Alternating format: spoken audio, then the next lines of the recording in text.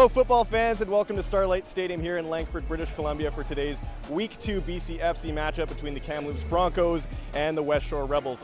Alongside my esteemed colleague and BC Football Hall of Famer Paul Short, I am Tyler Bennett.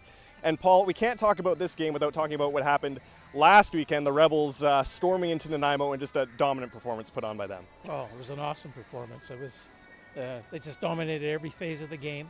And it was a surprise because the Raiders haven't dominated the Rebels over the years, but they've won the series, if you will. But that was quite an impressive show. And Kamloops obviously coming in, had a bye in the first week, so this is actually the first time we're going to see Kamloops. What can we expect from this Broncos team? Well, I think they have a great return game. They've got some tremendous kick returners. Their top receiver, Colton Meikle, he was a leading receiver last year in the BCFC, so he's somebody you got to keep an eye on. But it's tough for them. They got the long travel, and they've only won here 5 times out of, I think it's 27 games. And it's one of those ones that long travel, and you're coming up against a team coming off a 69-0 win. It's going to be could be a long day for them. Thank you so much, Paul, and stay tuned for us. Kickoff is up next.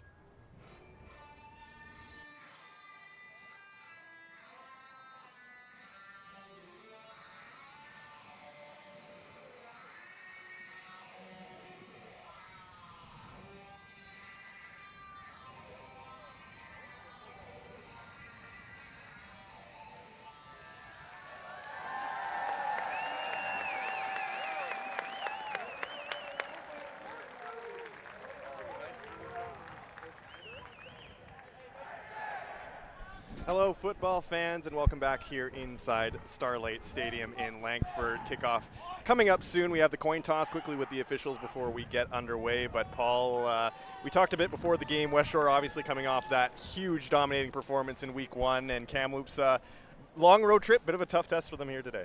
Yeah, it's going to be. It's their first game. Rebels have a game under their belt, so that's going to be a major difference as well. But the Rebels have a very good football team this year. Kamloops are good. You know, obviously we haven't seen them yet. But the first game on the road, coming to the island after a long trip, is going to be pretty tough on the guys. But they're gonna rally. They're gonna play some football today, and hopefully that they're gonna come out win or lose with some positive thoughts to say this is where we got to go or where we got to be. So. And for the Rebels, a bit of a personnel change with the head coaching position. Dexter Janke coming into this program. Been with the team for a few years, but his first year as the head coach. What have your impressions of Dexter been so far? Very class individual. Pleasant to be around, and he brings an air of professionalism to the Rebel sideline. And he's an alumni of the BCFC. Played for the Okanagan Sun, an all-star in our league, as is Braden Van Kennett with the Kamloops team. He's also an alumni. So those guys giving back bring something to the players on the importance of this game and what it's going to do for their lives. But Coach Janke is just, he's brought in a lot of, I don't want to say discipline, just body language will tell you how he expects you to conduct yourself. And last week was the first time I've seen a Rebel team that wasn't overly excited about scoring touchdowns. They just went about the business and won a football game. For sure, and we show up as the broadcast team. We show up about 2 or 3 hours before the game, and for the first time, the whole Rebels team was in Nanaimo 3 hours before the game. All 53 players, or how many are on the roster, all out there. Just the level of preparation this team has is really outstanding. Oh yeah, and especially since it's as Cleve Deanshaw says in his articles, it's an Island Derby game, and there's not a lot of love lost between the Raiders and the Rebels, so kids get fired up pretty good. But the coaches understand. You got to bring a different mindset and a different level of participation, because at the end of the day, these guys want to host a Canadian Bowl in November. And if any of that last week was any indication, I think they'll be in the mix at some point as the season starts to roll down. Yes, so for the Westshore Rebels, we're just getting ready for kickoff here. Officials at center field just going over the last preparation checks, special teams units both coming out onto the field, and we're just about ready for the home opener for the Westshore Rebels here at Starlight Stadium. It's going to be a fun game. Hope you guys all stay with us as we get rolling here. And just going over our final checks. Looks like someone lost a phone maybe on the field perhaps. And team's just talking it over here. And I mean, when you talk about Westshore, you have to talk about T. Jesse, who's on the sideline here, number 5, the quarterback, number 1 rated in the country heading into this season. He was the Week 1 Player of the Week, threw 5 touchdowns in only one half of play. What can you say about T. Jesse that hasn't been said already? Very impressive, and I know everybody has said that, but he's one of those players that, again, puts his nose to the grindstone and comes to work. He works hard at throwing the football and understanding what is required of him to run the offense, and he's been the perfect fit. He kind of, honestly, reminds me of Rob Lerville, the offensive coordinator, and he played for this team back in 1987 and 88, and Rob brought that same attitude at quarterback. And so I think with him working with T. Jesse, it's just they complement each other. I'm just waiting for T to tell Robbie to take a hike here and there, because that's what Rob used to do to me. So it's when you start calling plays, he comes out of the huddle looking at it going, what? So here we go. We are watching Kamloops is going to kick off from left to right in their white road uniforms, and Westshore in their home reds are going to return. And we are away in Week 2 here in the BCFC. It's a deep kick down the right sidelines. Looks like they're going to let this one roll out of bounds. The flags fly, and our first play of the game is out of bounds around the Rebels' 30-yard line, I'll say. Yeah, that's a good choice by Gear and Hardesty there to let that ball go to bounds, because they're going to scrimmage now on the 40-yard line. And Garen Hardesty in Week 1 really got the Rebels offense started. I think it was the second or third snap of the game. He went about 45 yards and really set the tone for this Westshore team on the ground. Yeah, he's the workhorse. He's the guy that's going to help these guys do what they need to do to win the BCFC. They want to get back into the Cullen Cup game, and you got to have all hands on deck to make that happen. So here we go. First down, Rebels' first possession of the game. Jesse has 2 backs, one in motion as Cairo Berry goes to the right. It's a handoff on the left-hand side. It's going to be Hardesty starting the game. It's a fumble, and it looks like Kamloops is going to maybe recover. It's still loose, and I think Westshore might have been able to recover that one. A very scary start here for Westshore as Hardesty fumbles on the first snap, and it looks like Westshore is going to recover, so they're going to gain about 10 yards, but very lucky that wasn't a turnover. Oh, absolutely. It was just one of those ones as he made the cut. A hand came in there and then batted the ball away. And you see in the replay here, it was free for a while. And Kamloops had their hands on it, but they weren't able to secure it. And as more red jerseys start clouding around the football, so they got their hands there to recover it. So a very lucky first down here for the Rebels as they now reset on their own 45-yard line. 1st and 10. Jesse back to receive the snap. He's got 3 receivers to his right, 2 to his left. Fake handoff here over to Cairo Berry. He was busy last week, and he just doesn't have enough traction. It's a gain of about 5, and we're going to roll to second down here. I think he might have got the first down, but yeah, he lost his footing on the quick out. But I think he did get the first down. It is a first down. Thank you. Yeah, sidelines got me messed up there on the call, but it is a Rebels first down. Cairo Berry, huge last week, had a punt return touchdown, and I think he added another one there on the ground during the last week's game. Yeah, so he had a really good game. He's going to be busy today if it keeps up. Here we go, first down for the Rebels near midfield. It's going to be Hardesty again, hoping for a better run this time to the left side. Hurdles over the defender and gains himself maybe another first down. It'll be close. Yeah, I think that is a first down. It's just a little dangerous play when you do something like that, but he did that last week too up in Nanaimo, and maybe that's what he's been working on. Coach Lerville told me that he's come back in the camp and he put on, I think, about 15 pounds, but he says just 15 pounds of solid muscle. And so he's prepared himself for this 23 season. Second in inches here, it looks like, for the Rebels. And they're going to do a QB sneak with Jesse. He gets the first down and plenty. So he's going to reset the down marker as Jesse takes it himself for the first down. Yeah, and the Rebels want to make something come out of this drive, because at the end of the day, with Kamloops to be on their heels, that's going to allow the defense to go out and do what they have to do to prevent Kamloops from getting, moving the football as best they can. And the Rebels, they're trying to make sure that this drive ends in a touchdown. So here we go, first down for the Rebels. Hardesty to Jesse's right. He's got 3 receivers to the right, 1 to the left. It's a handoff to Hardesty. He's met early, but he actually gains himself a couple, but he was met very early there by the Kamloops defense. Yeah, Corey Chairs got in there, number 10 with Kamloops, and made the play, had a hold of him in the backfield, and just the strength of Hardesty was able to pick up a yard. But they're going to move it around a little bit, and you're going to see the Hardesty being the feature back, obviously. And we talk about hard to see. Malik Gagne-Smith played the second half for the Rebels at the back, and he actually had a very good second half as Coach Jenke really got everybody involved in that first game up in Nanaimo last weekend. He certainly did, and it's kudos to the coaching staff for making that change because it allows. Here comes a deep ball for Cairo Berry down the left side. He's got it, and it's a touchdown for the Rebels. Cairo Berry. That was just a straight go down the sideline and 44-yard pass for the score, but it was a good pass, and Cairo had to adjust his body a little bit to make the catch. He caught it at the highest point, and the end result was a touchdown for the Rebels.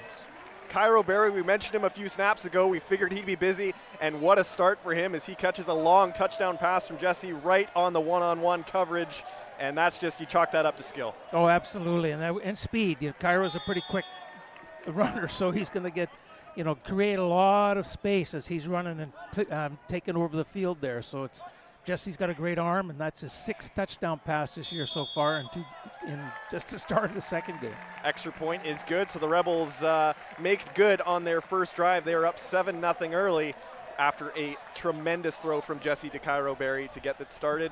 And now they'll kick the ball, and we'll see Kamloops' first test with the ball today. Yeah, it'll be interesting. Kamloops has got the top kick returner from 2022 season.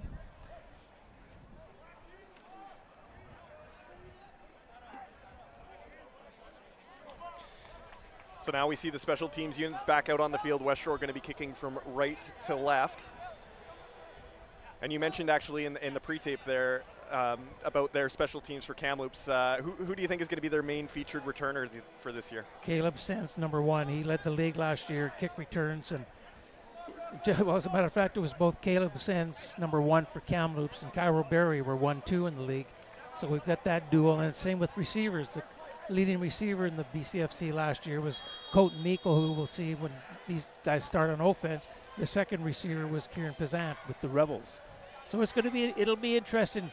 The kicking game is going to be huge. It is huge in the Canadian football game, but it's going to be big in this game because the quality of the players is very, very good. So Giovanni Lanuzzi kicking off. It's a very deep kick, a good kick at that. And here come Kamloops on the return. He's met by a few red jerseys, tries to go to the outside, but he is met, and that making the return was #1, Caleb Senz of Kamloops. So now we'll finally see the Broncos offense, and you mentioned Colton Meikle. Who's got to get him the ball, though? Because as a receiver, you can't do it all yourself. You got to have some help. Absolutely, and to be honest with you, I'm not sure who's starting the quarterback. Might be #9, Clark Snyder. And it is #9. It is #9, Clark Snyder will be our quarterback for today. Meikle is towards the back of the field, actually, on the right-hand side of the quarterback, and here comes the first snap of their offense. It's going to be a handoff to the inside, and it looks like he's going to get about 4, maybe 5 yards. And looks like that is all he is going to get. That was number 32, Keegan Curtis. Is that who carried the ball there? Keegan Curtis was the defensive back of the year last year in the BCFC. So maybe some personnel trickery here from Kamloops to start the game. That was number 26. That was Bam Bam Cam. One of the great nicknames of the BCFC, Bam Bam Cam. Here we go, second down here for the Broncos. Quarterback looking out to his left. It's a ball, it's intercepted. Number 24 going down the right sideline. He's got a couple blocks. Will he make it all the way there? He will. Touchdown, Rebels. Bronson Pfeiffer. Hey, he just jumped in front of that pass and all by himself, get his hands on it.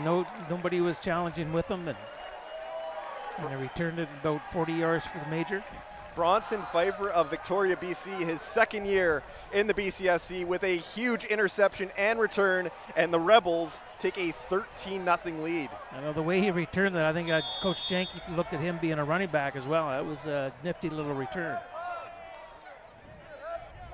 Here comes the extra point. Lanuzzi doing it all here. He's both punting and kicking the extra points. He's been perfect so far this year. Hopefully I don't jinx him as this one is up, and it is through. So it is 14-0 Westshore, and we're just 2 possessions into this game. So far, Westshore just showing, kind of rolling through what they did last week. Just pure domination in terms of both sides of the ball right now. Well, I think that obviously that play is going to put Kamloops on their heels. you're down early in the game here, 14-0, and it's something I don't think they were talking about on the ferry ride over, that we're going to be down 14-0 after the first 2 series. And just a note for our fans watching at home, our official game clock is not working here at the stadium, so we're trying our best to update it as best we can. We'll send you some updates if we do get that working. But as of right now, we're about midway through the first quarter, and Westshore now comfortably leading 14-0, and they're getting set to kick it off once again. And again, Sens is back, and sure they want to kick it to him just to say, you are the best in the league last year, but not this year, pal. So Gio Lanuzzi, the Rebels kicker. He also acts as a defensive back as well, so plays a bit of multiple roles. Here's a kick. It is right to Sens, who's going to receive it. He's going to look up the middle, try and get some blocks here. He actually has a good amount of speed there, and he gets a good return near the 40-yard marker there. A good return there by Nick Sens. And the Broncos having a little bit better field position this time around. Yeah, a good place to start for them this time. Like you say, this time around. It was a nice return. He made a couple nice cuts just to find a little hole, and didn't take long for the Rebels to converge on them, but they're going to be starting at their own 38-yard line, and that's not a bad starting place. So for Clark Snyder, who obviously first throw of the game intercepted, how do you what's the mentality when you start off on a note like that? Well, I think you've got to try to flush it and get it behind you and hand the ball off to Bam Bam. Keep you out of it. And here comes Snyder. He's going to his right, ball up and out of bounds. Look out into the tent area. Hopefully everyone's okay there. Looks like everyone's okay. I believe that pass was out of bounds. So. Yeah, he ran himself out of bounds as the receiver had 1 foot go down out of bounds as he made the catch. So nice one-handed catch. But it was a great catch. The tent's not good. So second down here for the Broncos, who just really haven't had much so far after a good return here. And Snyder going to try and rally his troops to see if he can get a first down here. It's 2nd and 10. He's got 1 receiver and 3 receivers to his left and 2 to the right. Here comes Snyder. He's throwing again. He's got the middle. In the middle, it sends, and he is blown up. But that is going to be enough for a first down, as number 39 is going to make that Bryce Ruther, and it's going to be a first down for Kamloops. Yeah, it was a nice pass. Just coming out of the slot position and the little bend in over the middle. And when you do that, a linebacker is going to be coming hot downhill. And he came hot downhill and made the tackle, but the result of the play was first down and the ball at midfield for the Cowboys. Or the Broncos, sorry. They used to be called the Cowboys way back. It's all good, Paul. Here we go. First down for the Broncos. Snyder making his first completion of the day. Hands off to Sens, and he's going to go in the middle. He's going to be met by a few players. Going to push for a couple extra yards. He's going to get about 6 or 7 before he is brought down by number 22, DeMar Honstein, who had an interception last week in Nanaimo, and it's going to be second and about 3 or 4 yards here for the Kamloops offense. It was a well-designed play. Him coming out of the slot back position and taking it on the forward handoff and picking up 6 yards. That's not bad. It's something, again, it's something, get the ball in your playmaker's hands, make something happen, and then you start, you get a second down and a long 3 basically to get the first down. Gives you something to work with. So the Broncos have a little bit of momentum here as they go into their 2nd down and 5. It's another handoff up the middle, and he's going to be met right at the line, but going to push forward. Is it enough for a first down? Yeah, I think he got it. Looks like it. We're just waiting for the signal from the official, and looks like the chains are going to move, so it's another Kamloops first down. Yeah, again, just a running, that was Aiden Kwong that made that run. And again, just pick and choose. Nice short little passes, quick little runs here, and you got the ball in Rebels territory. You put a drive together, and it keeps the Rebels defense on the field, keeps them, they've got to work a bit harder now because the last time they were out here, they scored a touchdown, so they had just a short little period on the field. Here comes Snyder. He throws to his left and sends. Just out of the hands, a little high of a pass, and it's going to be 2nd down and 10. Yeah, just a little bit hot on the pass, a little bit high. He was coming back to it, but the ball was it was on his right shoulder, and it should have been more on his left shoulder. So Snyder, after a couple completions, is now facing a long 2nd down. Let's see if the Broncos offense can come up with a play to get them those 10 yards. Looks like he's going to have 2 receivers to his left, 3 to his right, and a back as well. So here we go. Big 2nd down here for the Broncos, looking to keep their offense alive. Snyder takes the ball. He's going to look for a deep ball on the right side. It is complete to number 83. That will be Curtis Pearson. And I'm not sure if that's enough. That's pretty close. Yeah, it might look like a yard shy maybe. But, yeah, that was a nice play. It was just an out, catch the ball, and hopefully you want to run that route, obviously, to try to get the first down, but you also are asking the player to get the first down after he catches the ball. So here we go, big third down decision here from the Broncos offense. It looks like they're going to go for it here. They've got third and about 2 yards, and this is a big momentum play for the Broncos offense to see if they can get their way to a first down in Rebels territory. Yeah, Coach Van Canet gambling early here. So here comes Snyder, takes the pass, here comes the pressure, and it is complete, and that's Makel, and he's down the right side. He is still going before he's pushed out of bounds, but that's well enough for a first down, and that's the first time we've said his name today, but Colton Makel, if he gets the ball, he's dangerous. Oh, he's very dangerous. Like I said, he led he was second in receptions behind Pezant, but he was first in receiving yards last year, and he's a playmaker. The kid can play, and he's going to make some plays today. And you know, the teams each got all good players, so good players are going to make good plays, and that's what Kamloops is now. They got a little drive going here. They got the ball at the 20-yard line. First time the Rebels defense has really been put on their heels all season. Here's the first down. Oh, a little bit of a miscommunication in the backfield, and a smart play by Clark Snyder just to throw the ball away, as looks like there was a little bit of confusion there at the back row. Yeah, he ran into his running back, number 24, Josh Thiessen, and I think it kind of threw all the timing off, so he was smart enough just to throw the ball out of bounds. As long as he clears the line of scrimmage, it's an incomplete pass. So second down here for the Broncos. They're at the Rebels' 20-yard line here, but they need 10 yards on this play to renew their downs. Let's see what they have in mind here, as they have a lot of receivers, 3 to the right, 2 to the left, and let's see what happens here as Snyder takes the snap. It's going to be a handoff play to number 26. He's going to be met by 4 Rebels and brought down eventually by number 44, Praise Odegun, and it is a long third down situation here for Kamloops. Yeah, Bam Bam Cam just had nowhere to go in that one. And the Rebels shut it down, so they're going to be trying a field goal here. Field goal unit coming out. First chance for someone to score some points against the Rebels defense, who again went on a shutout. And you were saying it's the first time or second time ever in BCFC that started an opening week with a shutout? Yeah, for the Rebels, the first time was in I forget the team they were playing, but it was in the year 2000, and they started the new millennium with a shutout. But tough to do, especially first game, unless you're really ready to play. So it looks like Race Huber is going to kick this extra point. It is up. It looks to be good, and the Broncos are on the board. A 3-point field goal, and it is 14-3 Westshore, as the Broncos at least make good on the drive here after a rather disappointing first drive. Well, you have to be happy with what they achieved after the interception. They returned the kick, decent return, and then they just chipped away, worked their way down to around the 20-yard line and then a field goal, 27-yard field goal. Get you on the scoreboard. You're down 14-3 right now, so it's one of those things that you got to feel good about. But now you got to put your defense on the field and stop the Rebels. Last time the Rebels had the ball, they drove the field and scored. So run me through this, because this might be a little distracting to our viewers. There's no kickoff here. So is there an option to not kick off and just play here? Is that a new rule? Well, you can get the kickoff. There's that option. But generally teams will want to take it on the 35 because you're in possession of the ball with no concern about fumbling the kick or anything like that. So here's Hardesty on a handoff play. He's got lots of room to his left, and he's going to rush to the end of the line. He's close to a first down. I think he got about 9, so that's going to bring up a short second down. 11 minutes to go apparently in the first quarter. And it looks like Jesse, just a nice play here. Just a little quick dip handoff here, and Hardesty as we're approaching the end of the first quarter, I believe.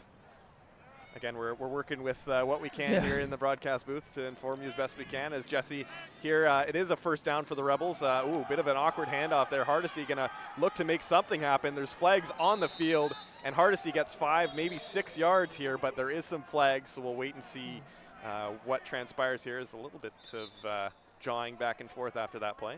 Yeah, generally if it comes out of the head official's pocket, it's probably a hold against the Rebels. They're walking backwards, so I'm sure that's what it is. And there's one in the deep backfield, but there might be the same thing. What they saw, he saw type thing. So we do have a scoreboard up now. However, it has not been quite updated yet, so we'll stick with our good friend Yarrow in the truck, who's doing his best to inform you. But we're about a minute left, I believe, in the first quarter here, and then we'll update that as we go along here. And the referee's still trying to figure out what the flags are here, so we'll keep an eye. And Paul, you are the expert here, so you can try and it looks like there's one against both teams. He's talking to both captains. They got a hold against the Rebels. An unnecessary rough face mask against Kamloops, so that'll move the ball up 5 yards. And it'll be first down. This is why we have you here, Paul. Yeah, working on the difference on the penalties, and it's not like the NFL or American football where they cancel out. Actually, if one's worse, then they're going to move the ball ahead or backwards. So here we go. First down and 5 yards now for the Rebels after the penalties. And we'll see what the Rebels have in mind here with a short. Oh, now they've moved the chains, so it is a 1st and 10 all the way to the Broncos 50. So a full 10 yards here for the Rebels as the ball moves up in an automatic first down. Jesse's got Hardesty in the backfield with him, and he's got 3 receivers to his left and 1 to the right with a tight end on the right-hand side. Jesse takes the snap, fakes the handoff over to Zion Brown, who was very quiet in week 1, but he's going to look to get to the outside, and he has a first down. Zion Brown, who was the offensive rookie of the year last year for the Rebels. Only 1 catch for 2 yards last week, but that one, 10 yards, first down, good for him to get going. Yeah, it was a nice play, just a little swing pass, and enough to pick up, it was about 12 yards. The first on the play there to help make the tackle was his offense or rookie of the year from the defensive side, Keegan Curtis from Kamloops. So here we go, first down for the Rebels. Jesse snaps the ball, hands off to Hardesty again. He's going to look up the middle, go to the outside. He's got a little bit of room if he can get to the outside. Here's Hardesty. He is going to keep going past the first down marker, a gain of about 15, and Garen Hardesty just continuing on what he did last week, getting first downs and a big run from there. Oh, it was a nifty little run. He's got great feet, just great feet, and he can make things happen. So it looks like Hardesty off the field. Malik Gagne-Smith going to get on the reps for the first time this game as well. And last week, Hardesty 7 rushes, 122 yards, 18 yards per attempt, and 2 touchdowns. That's you can't ask for much more from that from your running back. Absolutely. No, he's a player. He's a real player. And local too. Went to Belmont High School and ranked number 24 on the CJFL Top 50 coming into the year. So one of the premier backs you're going to see in Canada at this level. Absolutely. Yeah, and in between the 2 teams, there were 9 that were on that top 50 this year, and it just shows you the quality of the BCFC, where it's going, and some good football players. So here we go, another first down as the Rebels continue to march downfield into the Broncos territory. They're at the 30-yard line. Jesse's got Malik Gagne-Smith. Here's the snap. Jesse going to look downfield. He's going all the way down for Kwame Franklin. It's tipped and incomplete. Good job there by the Broncos defensive back, Colin O'Brien, to break that play up, and it's second down. Yeah, I think T would probably want that pass back because he put a little bit of air underneath it and allowed the defensive back an opportunity to make better coverage and make the play on the ball. So here we go, second down for the Rebels as they've got 10 yards to go here, and it's still a pretty long field goal chance here if they have to settle for here. So Jesse going to look to move the chains once again. Receivers in motion. Jesse takes the snap. He's looking downfield again. He's going to throw it deep into the end zone. It's Zion Brown. Will he get there? He will. Touchdown, Rebels. Zion Brown, quiet in week 1, but makes a statement in week 2. And the Rebels offense keeps on chugging a dime from T. Jesse, and the Rebels up big time here in the first quarter. Yeah, that one Jesse he put it up on a rope, and it was right over his shoulder and wide open in the end zone for the touchdown. And it's hard to cover that when you got good receivers making those plays. T. Jesse now has thrown 7 touchdowns already on the year as we set up for the extra point. As we near the end of the first quarter, Lanuzzi takes the kick, flags fly, goes through. So let's see what happens here.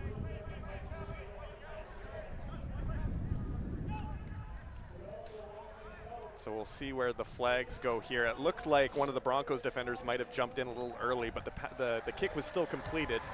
So wait and see what transpires here. But can't ask for much more from this Rebels offense so far. Well, they're hitting on all cylinders right now, and defense, I think, will, wanted to have a shutout, obviously. They've given up 3 points, so you might see the Rebels defense stiffen up now and just say, okay, that's it. We want Kamloops back on the bus. So it looks like maybe it was offsetting penalties. I'm trying to decipher what's going on the field here. Yeah, it looks like they're talking to both captains. So it could be maybe offensive procedure, defensive offside.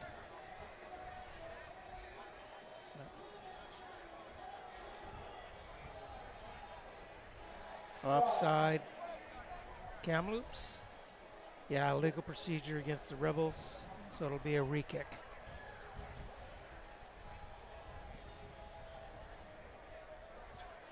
So the Rebels looks like they set up a little bit closer, maybe. But Lanuzzi, who, again, I wish I had a piece of wood to knock on out here, but he's been perfect so far on the extra points. He's had to kick quite a few of them early on in this season. He's 10 for 10. Let's see if he can make it 11 for 11. Ethan Picard, the backup quarterback, going to hold the ball for him here. As they hike the ball, Lanuzzi kicks it up, and that one is good. So the Rebels take a 21-3 lead here near the end of the first quarter. Yeah, good start. It's a good statement that the Rebels wanted to say. Just make it work. So it looks like we have about 1 minute left on the clock here in this first quarter as the special team units get back out onto the field.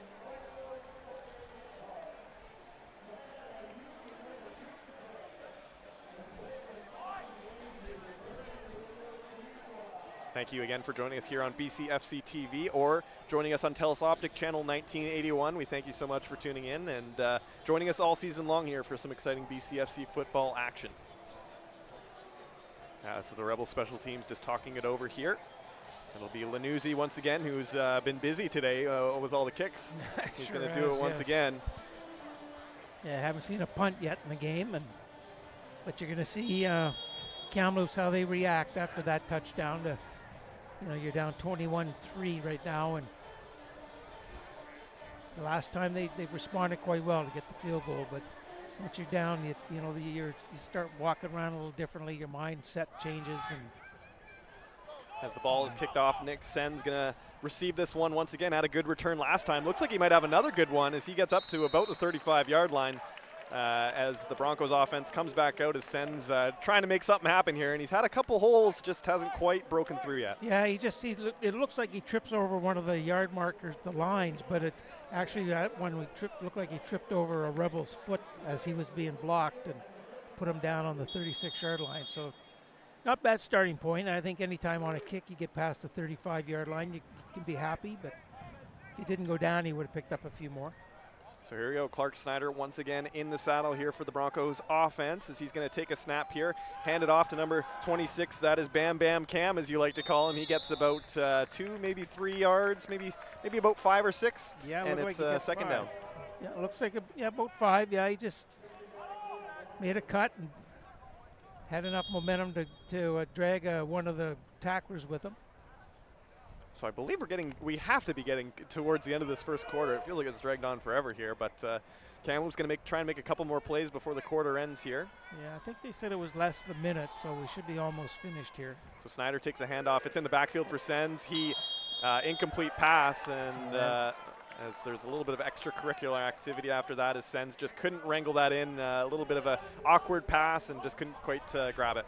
Well, I thought the official was a little early on that, waving that incomplete, because my angle, it looked like it was a backwards pass. It would be a lateral, and it would be a live football, and Rebels could have recovered that. So a third down here. It looks like Kamloops going to get their punting team out here and give the ball back to Westshore as they're third and about 7. That's a pretty risky play when you're on your own side of the field. So here comes the punt team. It's going to be number 36 for Kamloops, Reese Huber, who is going to kick this one away. Cairo Berry deep, one of the premier returners in the league.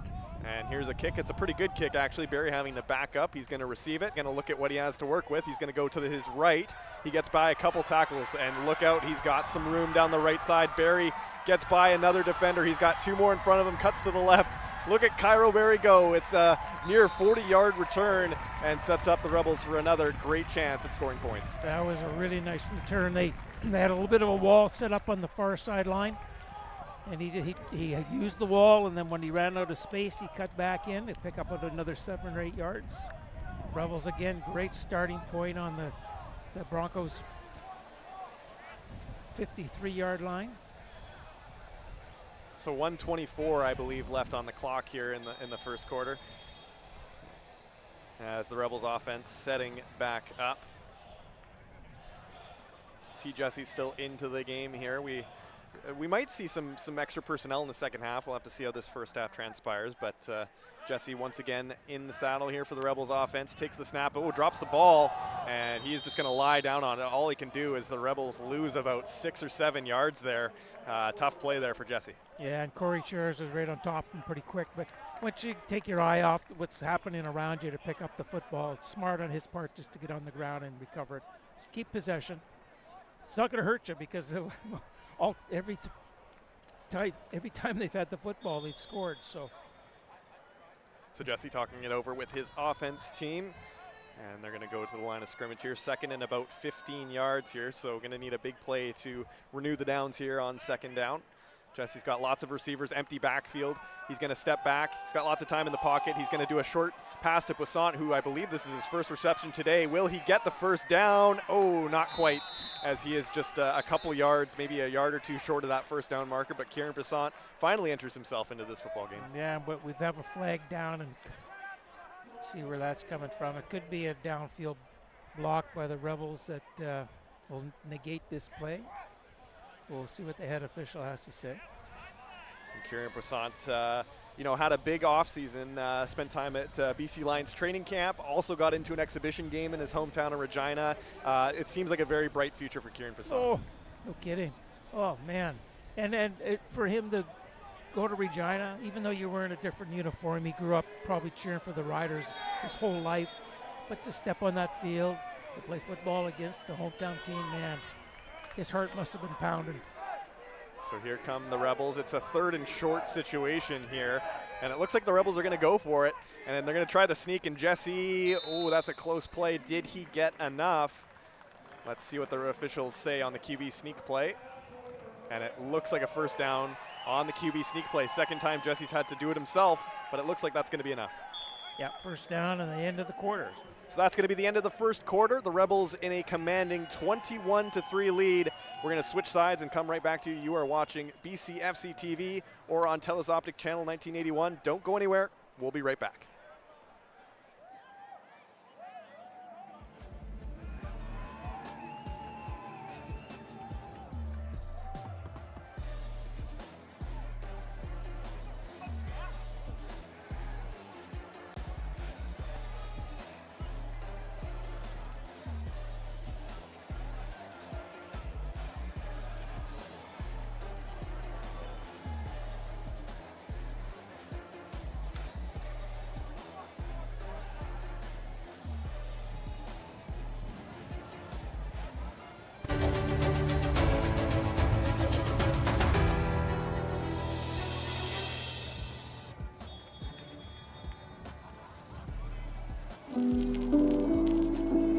My name's Harold Skadberg. I'm co-owner of Viking Properties, formerly Pacific Coast Land. We decided to change the name to more reflect our heritage.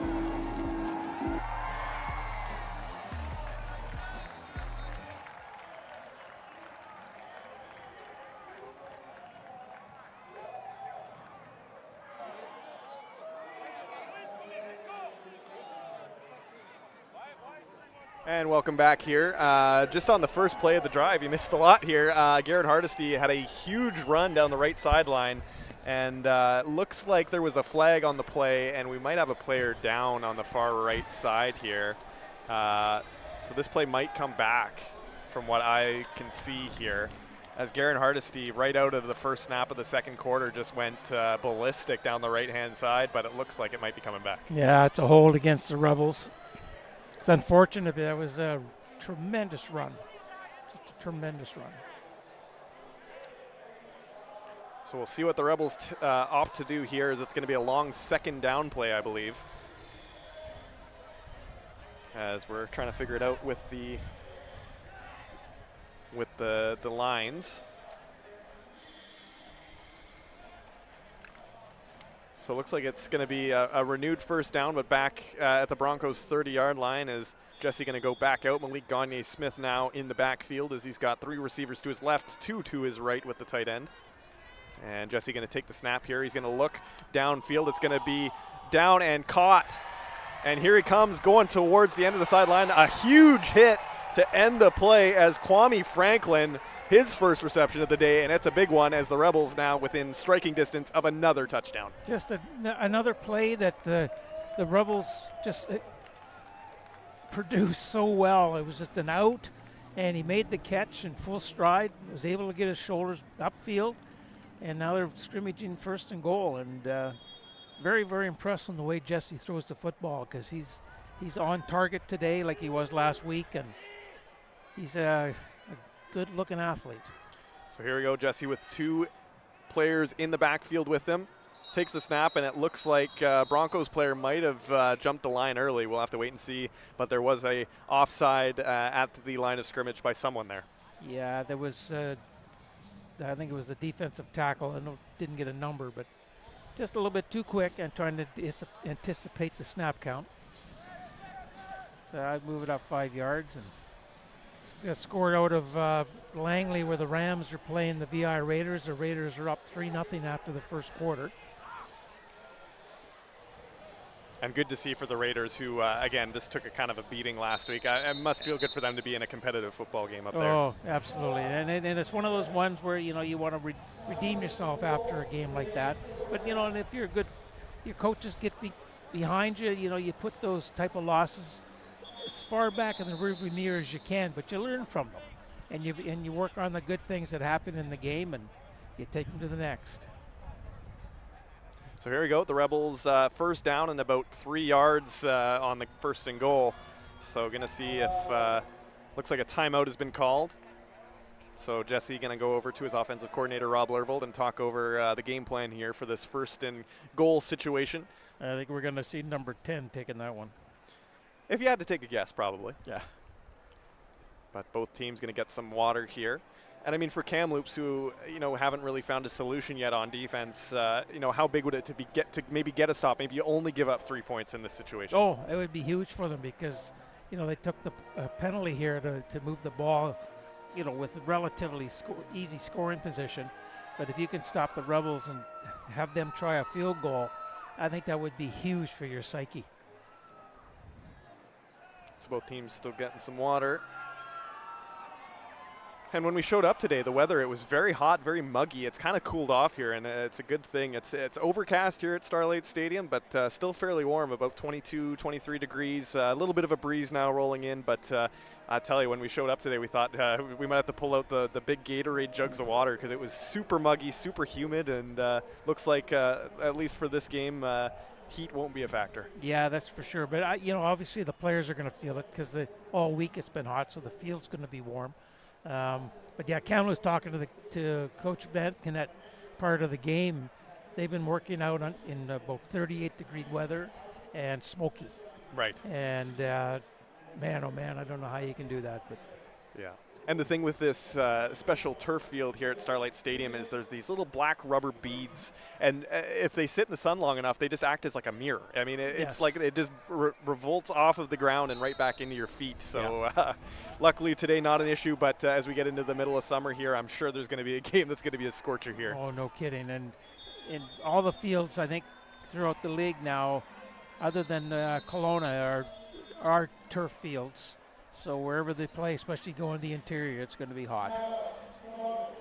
So it looks like Westshore taking another timeout. They want to talk things over once again. So a long extended break here to Very start much. the second quarter, because it looks like both teams just can't get on the same page here. Yeah, it's a numbers thing too, you know, and sometimes just trying to get organized to say, okay, who's playing where. Being their first game with Kamloops, you know, first action, you're going to see some things that you haven't seen in practice, so you're going to make those adjustments. And mentally, you know, it's easier just to call a timeout, get everybody focusing on the same page.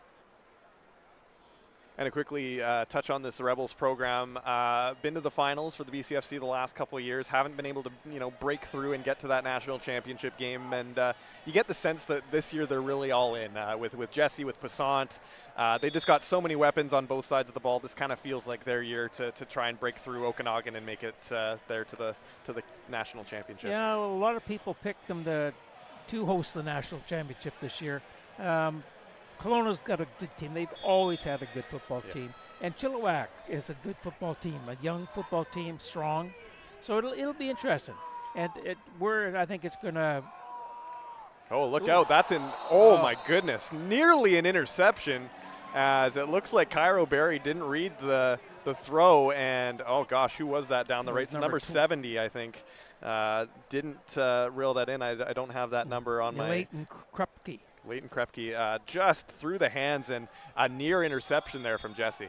Yeah, it was one of those ones that I think T. Jesse probably want that one back. Number 21, Jack Bateman, was the defensive back who had that one slip through his hands, and very lucky there for the Rebels. They get a second and goal situation here. Well, I think you're going to see it. Well, Hardesty's not on the field. He did come off at one point, asked to come off. So here's Malik Gagne-Smith. He had a touchdown last week, and it looks like he's going to get there. Touchdown Rebels, and another major, this time from Malik Gagne-Smith. Yeah, local boy from played at Mount Douglas High School, and he gets his first touchdown of the year. Moved the Rebels out in front 27-3. Gagne-Smith last week had 10 rushes, 63 yards, and a touchdown. He did have a touchdown. And once again, second game, second touchdown. A good start for him in his BCFC career. And he was a tremendous football player at Mount Douglas, and great addition to the Rebels. So extra point here coming up. Lanuzzi with Picard holding the ball. High snap, but good job by the team there as Lanuzzi kicks it through, no problem. It is now 28-3 Rebels here in the second quarter.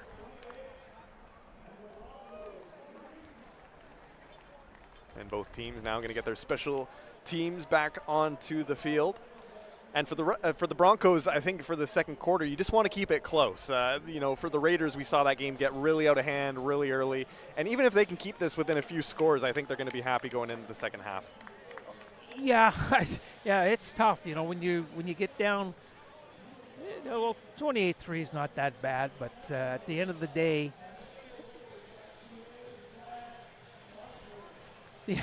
that's my wife trying to tell us how much time's left. So it's had her focusing on her. I apologize. No, but you know, when you get down early, it's hard to get motivated to say, okay, we can be in this game, because you know you're not.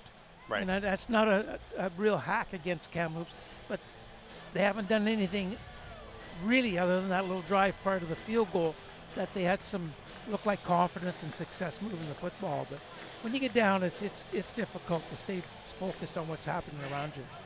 And 28-3, the score that the Atlanta Falcons blew to the New England Patriots in the Super Bowl a few years ago. So it's possible. It's Absolutely. possible. Absolutely. As Nick Sens takes this return, he gets about 5 or 10 yards, and that's all he's going to get as this ball is going to start on the Broncos' 25-yard line. And the offense, it's been a while since we've seen the Broncos offense. They're going to come out and try and make something happen. Scored a field goal last drive, so going to try and maybe build on that. Yeah, they just have to just be positive in what they're doing. Move the football. Do what you do good. You know, don't try to take it all back in one play. Just, you know, chip away, get first downs. Keep the Rebels offense off the field. That should be their goal. So the Broncos offense going to start pretty deep in their own half of the field here, about the 25-yard line.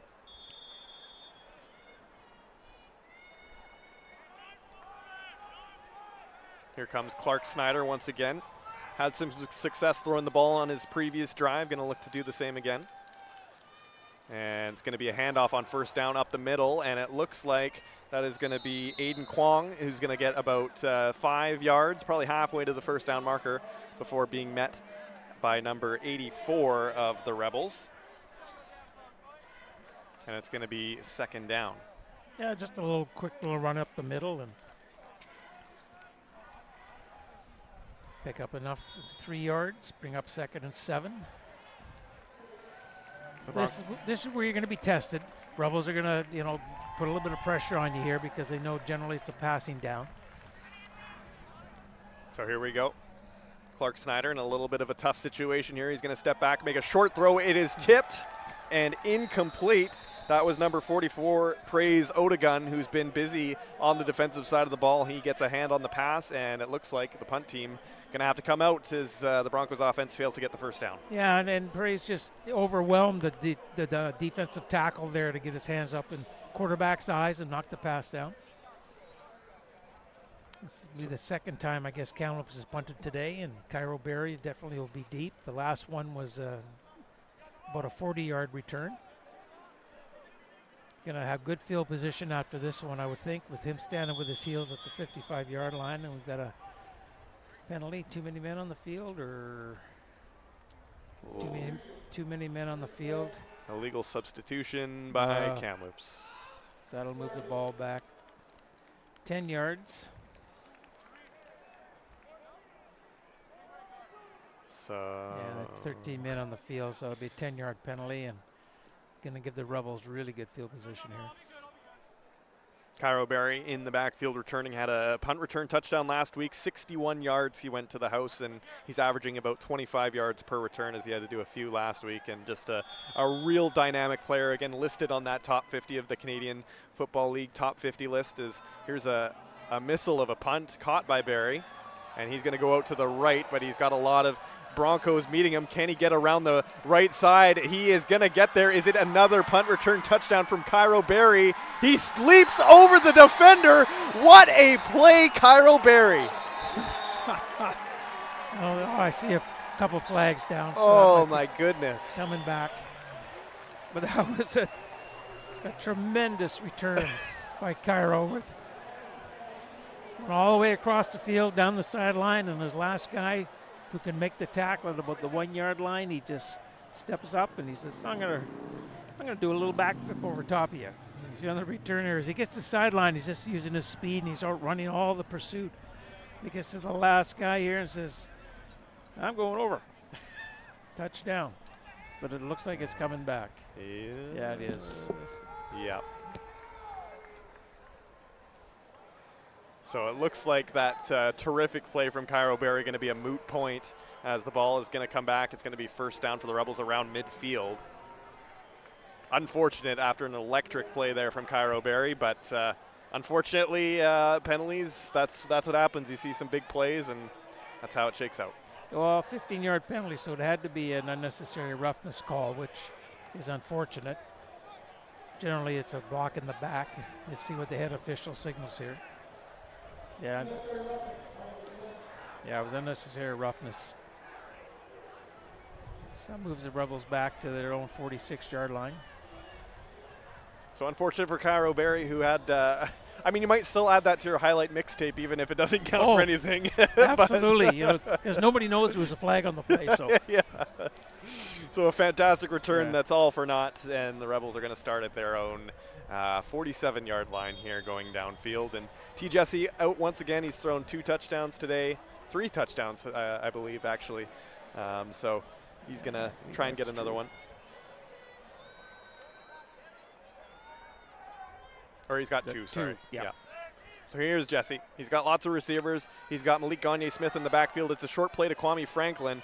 He's going to look to get some blocks here, and he's got a first down before being dragged down by a couple of Broncos defenders, but a good catch there by Kwame Franklin, and it's a Rebels first down. Yeah, he had some nice interference. I was giving him a hand there to pick up the 12 yards, and he did a little spin move at the end, which gave him the first down. You can see on the replay here, as he's got a lot of help, and makes that spin, hand on the ground, and a little bit extra to get the first down. So the Rebels looking to keep the momentum going here. 7 minutes remaining here in the second quarter. And Jesse's got lots of receivers. He's got Gagne-Smith in the backfield. It's a handoff, and Gagne-Smith going to make to look something happen. Some great blocking from the Rebels O-line. He gets down the right-hand side. He's got some room. A great run by Malik Gagne-Smith. Gains about 25, 30 yards. That's coming back, holding against the Rebels. So one of the things that if there's an Achilles heel is the Rebels last week committed over 200 yards in penalties, and the Rebel teams have always been one of the heaviest penalized teams in the league, and something like that, you get in a big game, that will hurt you. So another play, second play in a row that's had to come back. But that was a nice run by Gagne-Smith, where he just so shifty. Yeah. It's like he was changing gears as he's running, and was able to change directions as well. Yeah, and the Rebels have a plethora of running backs to choose from. They've got Hardesty, obviously, Malik Gagne-Smith, but they've also got Manny Mansoray and Sean Clazy, who all got work in last week as well. So a lot of feature backs that they could choose from to really change up the look of their offense. Yeah, absolutely, and they're one of the only teams that has that luxury of having 4 quality guys. So here's Jesse on the first down after the penalty. He's looking deep. He's got some trouble, and he is going to go down. A sack in the backfield. That's Kalen Berg of the defensive line. A huge sack and a huge momentum boost for this Kamloops defense. Yeah, it's one of those things that's maybe what you need to help turn your fortunes around in this game a little bit. But once he got into the backfield, T just ran out of time, and number 7 put his hands on him and just wouldn't let go. He had enough cloth to say, okay, I'm going to put you on the ground, and that's what he did. Kalen Berg with the sack, and now the Rebels are facing a second and about 25 to 30 yards here to get the first down. So a big play here for the Rebels to see if they can keep their offense on the field. I'm going to expect a big play here, as looks like a lot of receivers out. Is Jesse going to take the snap? He's going to look for a pass. It's a short down play to Cairo Berry. Going to look to do that himself. He looks for some blocks. Brought down by number 10, Corey Chairs, and there is a flag on the play, and the Rebels might be gifted a first down here, as Berry and Chairs jawing at one another after that, but it looked like a horse collar tackle if I have ever seen one. Yeah, that definitely was a horse collar tackle, and I don't understand Chairs there. You're down in the score of 28-3, and you're in somebody's face chirping, and it doesn't do many favors. Just fires kids up, and he just might have given the Rebels a first down here, since it's a 15-yard penalty, an automatic first down. Unfortunate for the Broncos defense, who was looking so good for the last few plays, and that penalty is going to really set them back. And you probably don't want to give Cairo Berry any more motivation than he already has with the game he's had today and last week. But Rebels with new life here on offense as they get to go from first down at midfield. And that's one of those things that, as coaches, they'll be talking to Chairs on that one about, we don't need that type of, penalties are going to happen. But it's that after the play stuff that upsets a lot of people.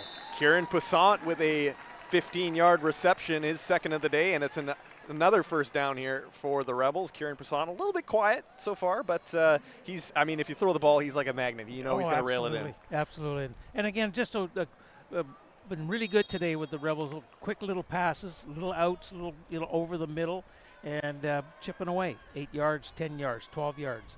Just moving the football, and then the end result is a touchdown. So here's Jesse, another first down here, handoff to Malik Gagne-Smith. He's been busy so far today. He goes out to the left. He's got some blockers, and he's going to be brought down around the Broncos' 15, 20-yard line. Great run for Malik Gagne-Smith, who has really taken over for Garen Hardesty and done well. Oh, and it's just like they haven't missed a beat, with changing the backs. Got to find out at halftime what happened to Hardesty. He must be injured a little bit or tweak something.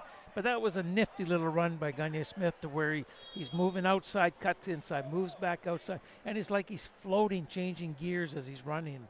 Just a really smooth runner. Great acquisition by the Rebels to entice him to come up and play here. Corey Chairs made the tackle on that. He's been very busy on the Broncos' defensive side of the ball today, as Jesse now sets up on first down at the Broncos' 15-yard line, looking for another major. Jesse looking deep into the end zone. He's going to fire it into the end zone, and it is caught. Number 88 makes the grab. That is C.J. Vincent, and that's another major for the Rebels. Yeah, flag on the play, though. Rebels might have been offside here. Yeah. Oh, they're saying, no, I guess it's against Kamloops. Offside Kamloops. Yeah, offside Kamloops.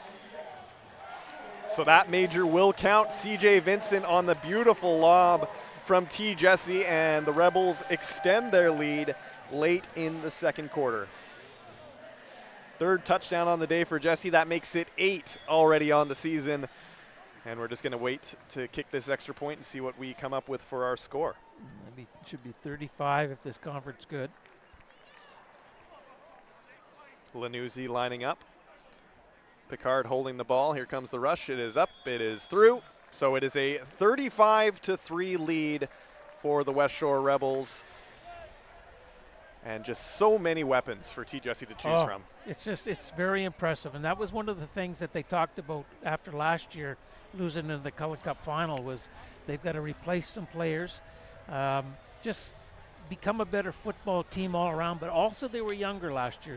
And you get that year under your belt, or maybe they're entering your third or fourth year, and just a little bit more confidence. And then where you're playing good football, it boosts everybody. And then with Coach Janke, where he's bringing in this whole different attitude, that helps and is showing in the 1.5 games we witnessed so far. They're just a completely different football team than we've seen in the past. So the special teams back out for the Rebels. It looks like about 8 minutes to go here in the half. If I could read what she was doing. Communication with your wife, always important. Yeah, it's a top priority. Yeah. So Lanuzzi set to kick off once again here, and away the kick goes. It's a good one into the deep backfield. It is number 15. That's Jack Bellafontaine for Kamloops. He's going to be met at about the 35-yard line. And the Broncos offense going to look to get some momentum back on their side here with this drive. Yeah, he was looking for make a cut there, but Connor Way made the tackle. He was helped out by a couple other Rebels, but there was not a lot of area for Bellefontaine to run to, that's for sure. So the Broncos offense coming back out onto the field. And we'll see if they have anything new to show on this drive. Colton Makel, as we talked about before the game, very dangerous. Only one catch, I believe, maybe two, and hasn't really made that impact yet. Hasn't had the ball come his way. So we'll see if they maybe try and pivot to making the game plan more on his side. Absolutely. You know, it's one of those things that you want to get things happening, and you got to get the ball into your playmakers' hands. You know, Caleb Sands and Meikle, guys like that. Bam Bam. We'll make things happen, but you got to be patient as well. And right now, Kamloops is not having any success at all. And that was Josh Klong with about maybe 1 yard, gained 1.5 yards, maybe 2 yards. And once again, the Broncos now looking at a long second down where they put themselves into this position many times so far this game. That's correct. And they stay here after this play. You're going to get the ball back to the Rebels in pretty good field position. And this could be almost a 50-3 score by halftime if this type of play continues. So here's Clark Snyder. He's going to look to his right, and it is going to be hauled in. And that is going to be, just looking for a number here, number 19, Brock Dufour brings that one in. And not nearly enough for a first down, only gains a couple.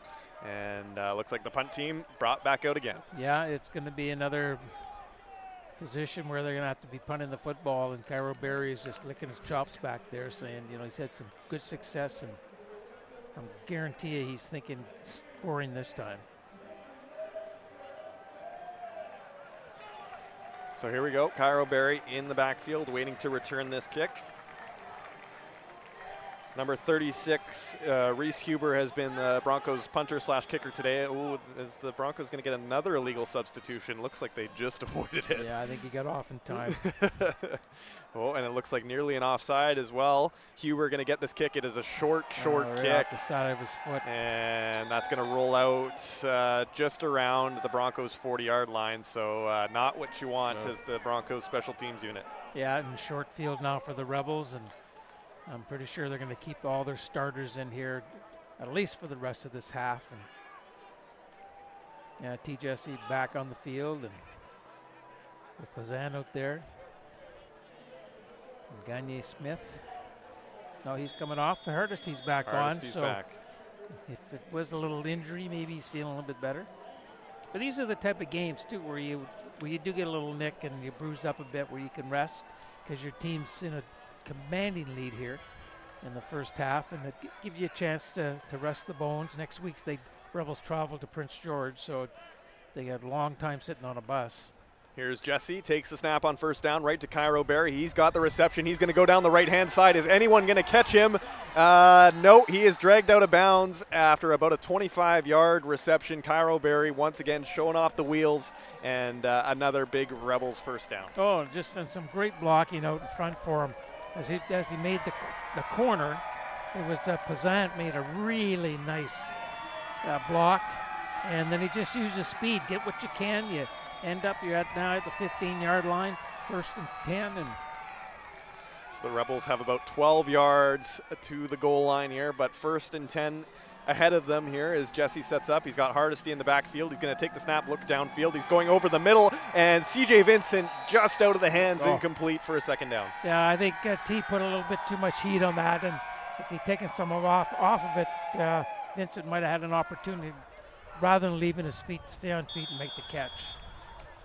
So 2nd down here for the Rebels after Vincent just had it come out of his hands.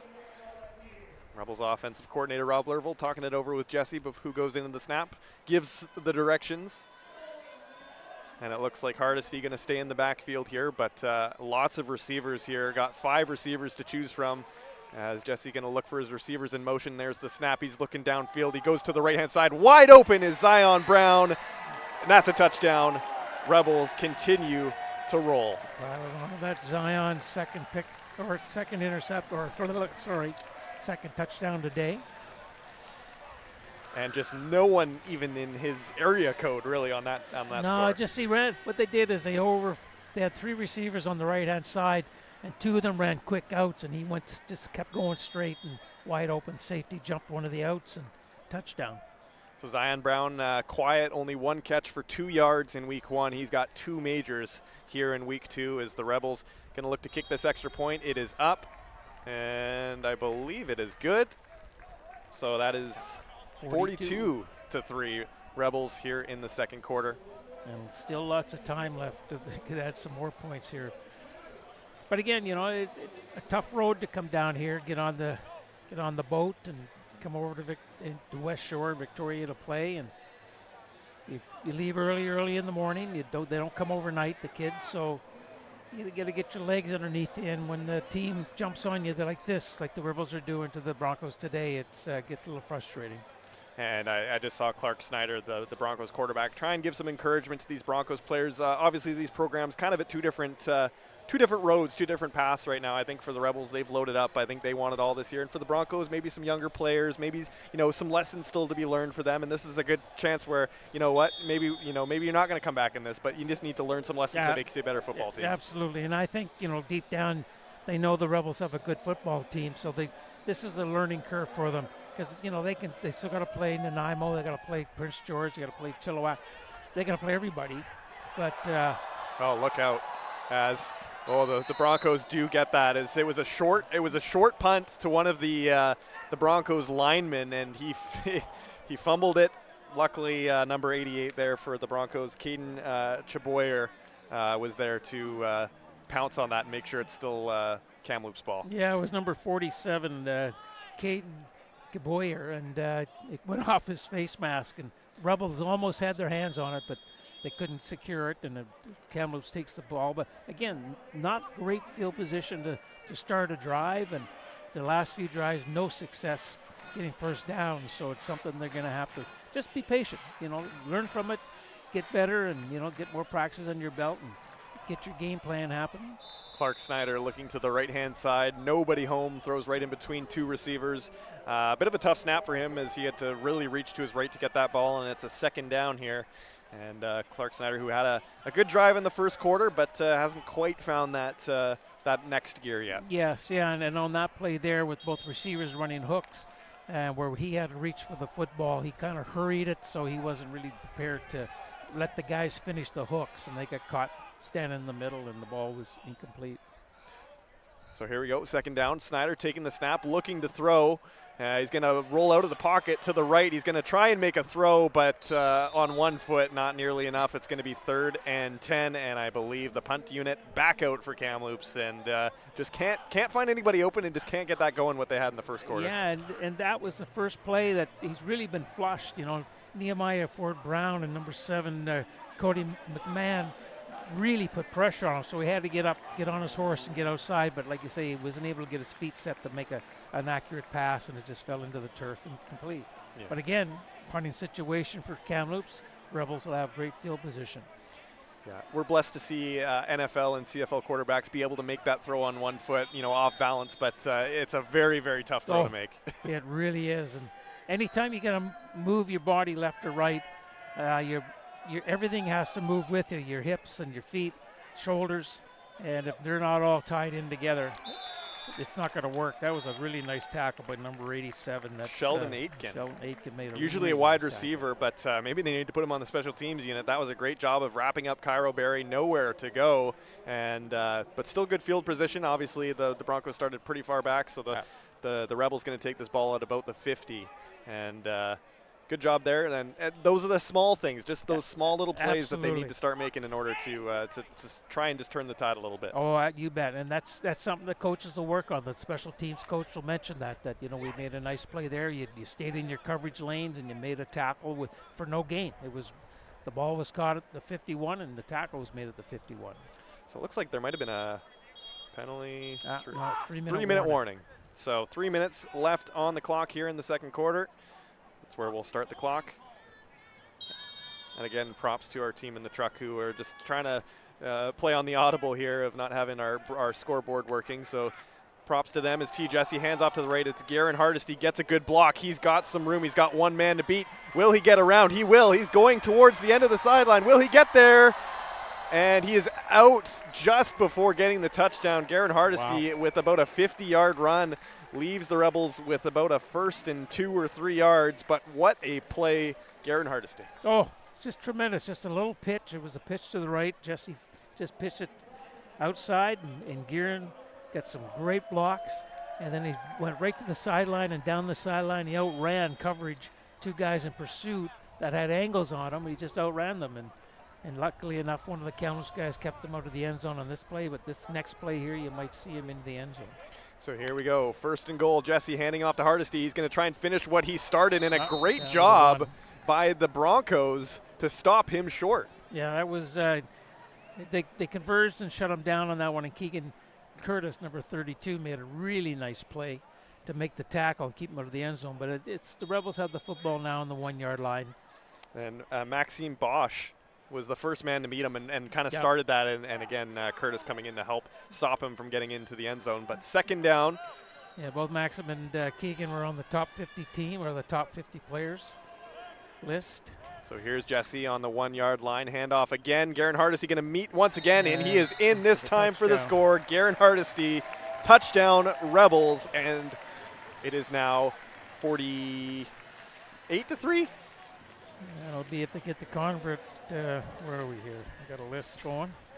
It's 42 be 49 with a convert. So 48-3 Rebels. Garen Hardesty, his first touchdown on the day. He had 2 in week 1. And the extra point team, Giovanni Lanuzzi, been extra busy today. Going to go to kick another extra point here. Yeah, he kicked 9 last week, so he gets a lot of work in games. Here's Lanuzzi. And that is up and that is through. 49-3 Rebels as we're approaching the end of the second quarter. Yeah, again, I think after that nice run that Hardesty had, I'm sure Coach Lervold said, let's give him the football. Let's get him, get him in the end zone. And I think you're going to see a wholesale change of Rebels at halftime to where there's going to be a lot of second and third stringers getting an opportunity to play. And there's nothing wrong with that. You get live action against anybody. It's a bonus to your development as a football player. And for the Rebels, when you have so many options, so many weapons, I mean, why not? I mean, Ethan Picard came in the second half against Nanaimo and threw a touchdown. You know, he showed off his arm. And, I mean, on most teams, I bet you he'd probably start on a couple of these teams. So it's good to get them reps in. And because in junior football, it's not like players are staying here for 10 years, That's right? true. You know, you always need the next generation to come up and be ready to play. They expire at some point. When you turn 23 before the end of the year, you're expired. You're done. And there's always young guys. You know, they're always recruiting to bring up good quality community ball players and high school players. So here we go, Gio Lanuzzi kicking off here. They're going to kick this one to number 47 again. He's going to let it go by. At number 15 on the Broncos, Jack Bellefontaine is going to be absolutely blown up. Number 22, DeMar Hohenstein, the first man on him. And a little bit of miscommunication there by the Broncos special team unit, but what a hit there by the Rebels. He was coming downhill real fast. You can see in the replay here that running back didn't even try to make a cut, and he just was blown up, like you say. DeMar Hohenstein had a big week one, had an interception, and he's made a couple big plays in this game as well. So we talk so much about the Rebels offense with Jesse and all those guys, but the defense just as strong for this Rebels team. Absolutely. And anytime you shut a team out, it's a whole team effort because there's so many ways in the Canadian game you can score. And if you keep them off the scoreboard, your defense is playing pretty darn good. So here we go, the Broncos offense. Clark Snyder back out on the field after a 2-and-out. In the last play, it looks like a wonky handoff there, and number 28 for the Broncos is going to try and make something happen. Maybe gets a couple yards. That's Owen Stockbrugger, who believe that's the first time we've said his name today, as he gets a couple yards, but lucky to get anything really with that awkward handoff. Oh, yeah, absolutely. And all the blocking is based on a clean handoff, and when it's messed up, your blocking is kind of too far ahead of you. It allows the defenders to get behind and, like say, blow up the play. And again, still a lot of time left. You know, any time, Canadian football clock stops after every play in the last 3 minutes, and they have to punt after this play. The Rebels have an opportunity to get over that half-century mark. Here's a play. Wow, it's caught as the Broncos make something out of nothing, and that is number 28, once again, Owen Stockbrugger, as the Rebels get a hand on the pass, goes straight in the air, and luckily the Broncos are able to get on top of it and make a reception out of it. Yeah, I don't know if you get that on the replay, but as it went up, he just ran right underneath it. Got the first down, and you can see there the other, I didn't get the number, and he just tipped it up, and it's right there, and Rebels defender. Oh, there's a fumble on the field. It looks like the Broncos, are going to recover. As number one, Caleb Sens, is able to get on top of that ball. And deflecting that pass on the last play was Murdy Kasongo of the Rebels, who is a first-year player out of Edmonton, Alberta. Oh, okay. Welcome to BC in beautiful Westshore. So here we go, 2nd down and 10 here for the Broncos after nearly turning the ball over on a fumble. And looks like some miscommunication here as Caleb Sen's going to go from left to right on the field. Receivers in motion, that looked offside, but it looks like play will continue. A short throw to number 83, DeMar Hohenstein, is right there, as Curtis Pearson had nowhere to go there on that 2nd down throw. Oh, it was a short little pass over the middle, just a crosser, but Hohenstein just closed so quick, and he limited the gain to 2 yards on a pass. That's just amazing, coming from the safety position. So DeMar Hohenstein making an impact on that drive, as he was all over the field there, making tackles, intercepting, getting in some passing lanes, and looks like the punt team back out once again here for Kamloops. Yeah, Berry back again. It's got to be about his 6th or 7th time, I guess, returning kicks today so far. And just 1 minute to go here in the first half. 1 minute left and nearly a blocked punt there. And Cairo Berry going to take this ball, and he's going to have a little bit of room down the left-hand side, and he is going to chug his way. He's met by number 19. That is Brock Dufour. And still about a 20-yard gain there, as Cairo Berry showing off why he's one of the premier receivers and one of the best athletes in the BCFC. Oh, he's just so quick. Just so quick.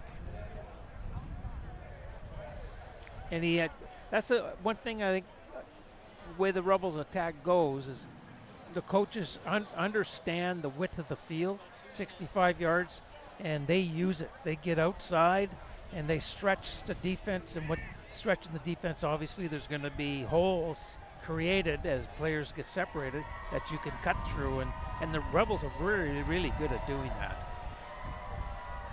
So the Rebels offense back out here at about midfield here. We got a minute left of play here in the second quarter.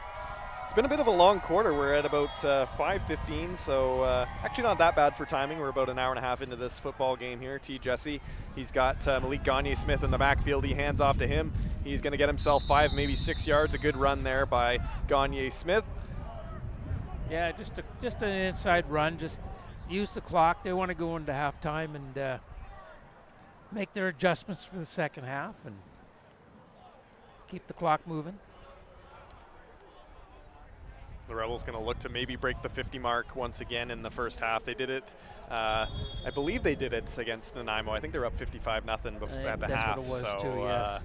They're going to look to break the quarter century mark in the first half here, but time not really on their side here as they're at the halfway. They might need a couple big plays to see if they can get there. Yeah, I would think they'll probably just run the clock out here. That's offside against Kamloops. Looks like we have an offside as Malik Gagne-Smith going to run to the right side. He's met by number 20 of Kamloops.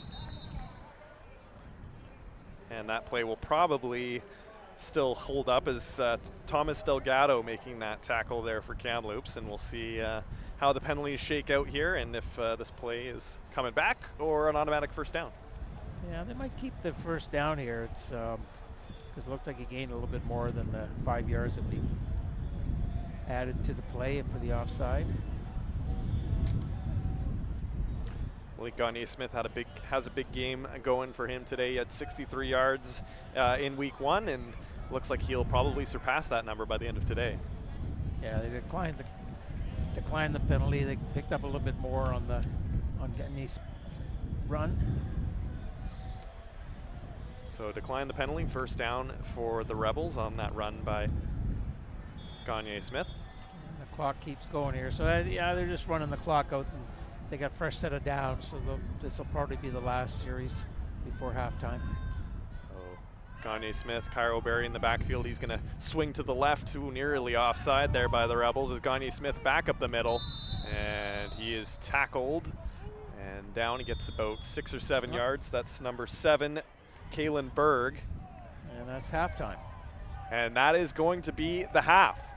As the Westshore Rebels pick up right where they left off last week, they lead 49-3 after 2 quarters of play. Alongside Paul Short, I'm Tyler Bennett. Thank you so much for tuning into our broadcast. We'll be right back with you after a few short messages.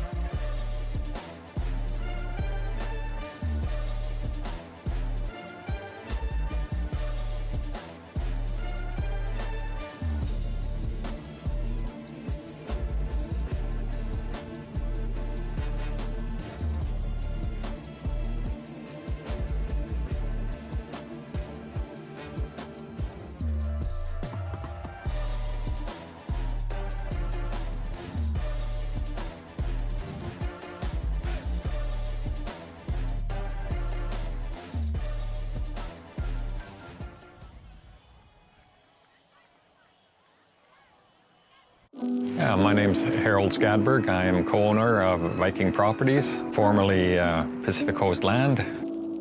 My name is Jan Egil Gulbrandsen. I'm a co-owner and partner with Harold in Viking Properties. We're fortunate enough to have Ben taking over more and more for us. He's been working with me for probably 4 or 5 years now, and the company is in good hands. My name is Ben Gulbrandsen. I'm the president of Pacific Viking Group Properties. So what we try to do is really provide the most square footage possible within people's price range and a very neutral palette so that people can come in and make their own mark on their own home.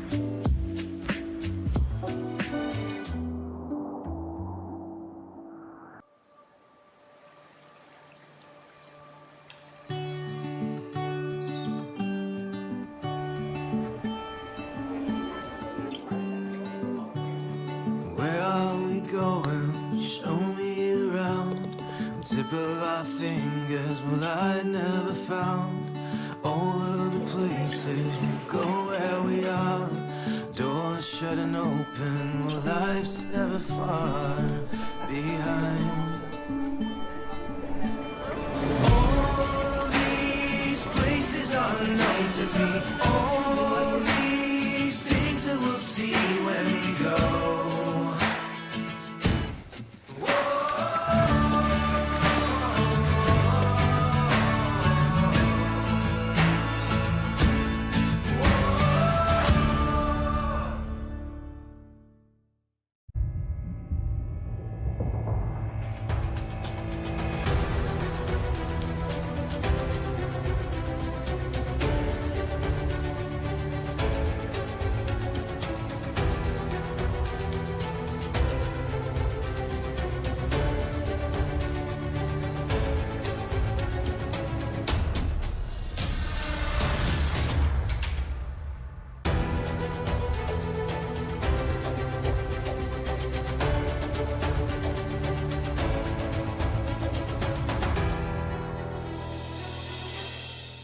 Everybody, let's have a great show.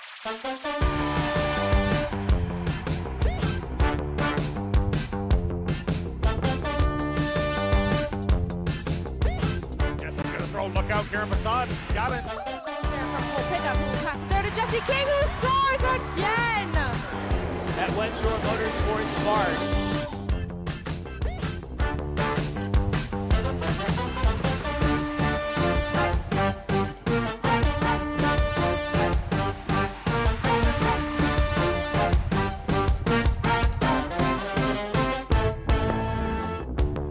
In the box for Parmar, and she's done it.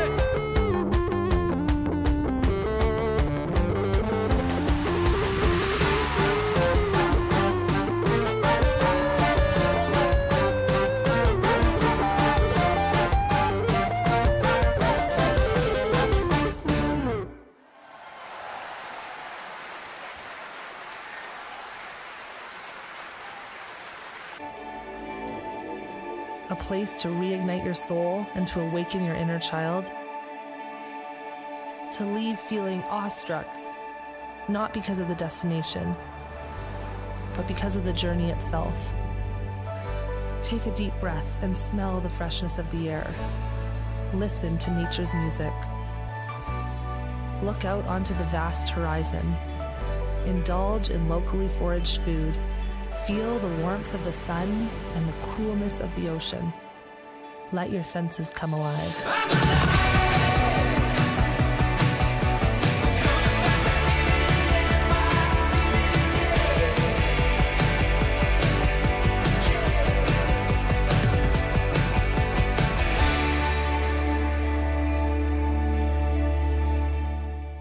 Yeah, my name's Harold Skadberg. I am co-owner of Viking Properties, formerly Pacific Coast Land.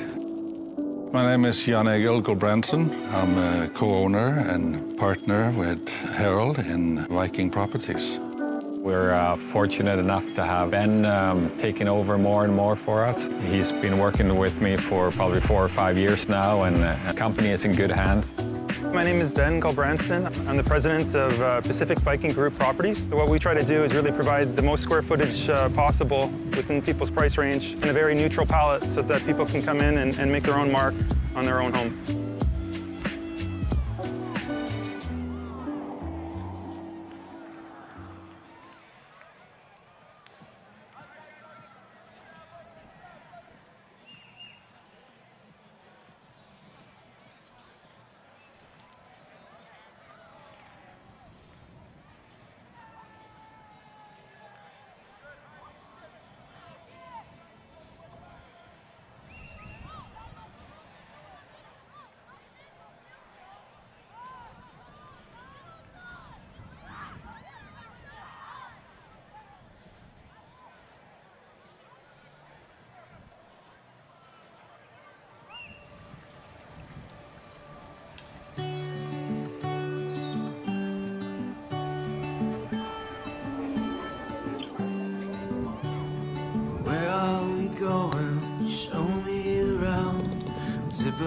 fingers. Well, I never found all of the places we'll go where we are. Doors shut and open. Well, life's never far behind. All these places are unknown to me. All these things that we'll see when we go.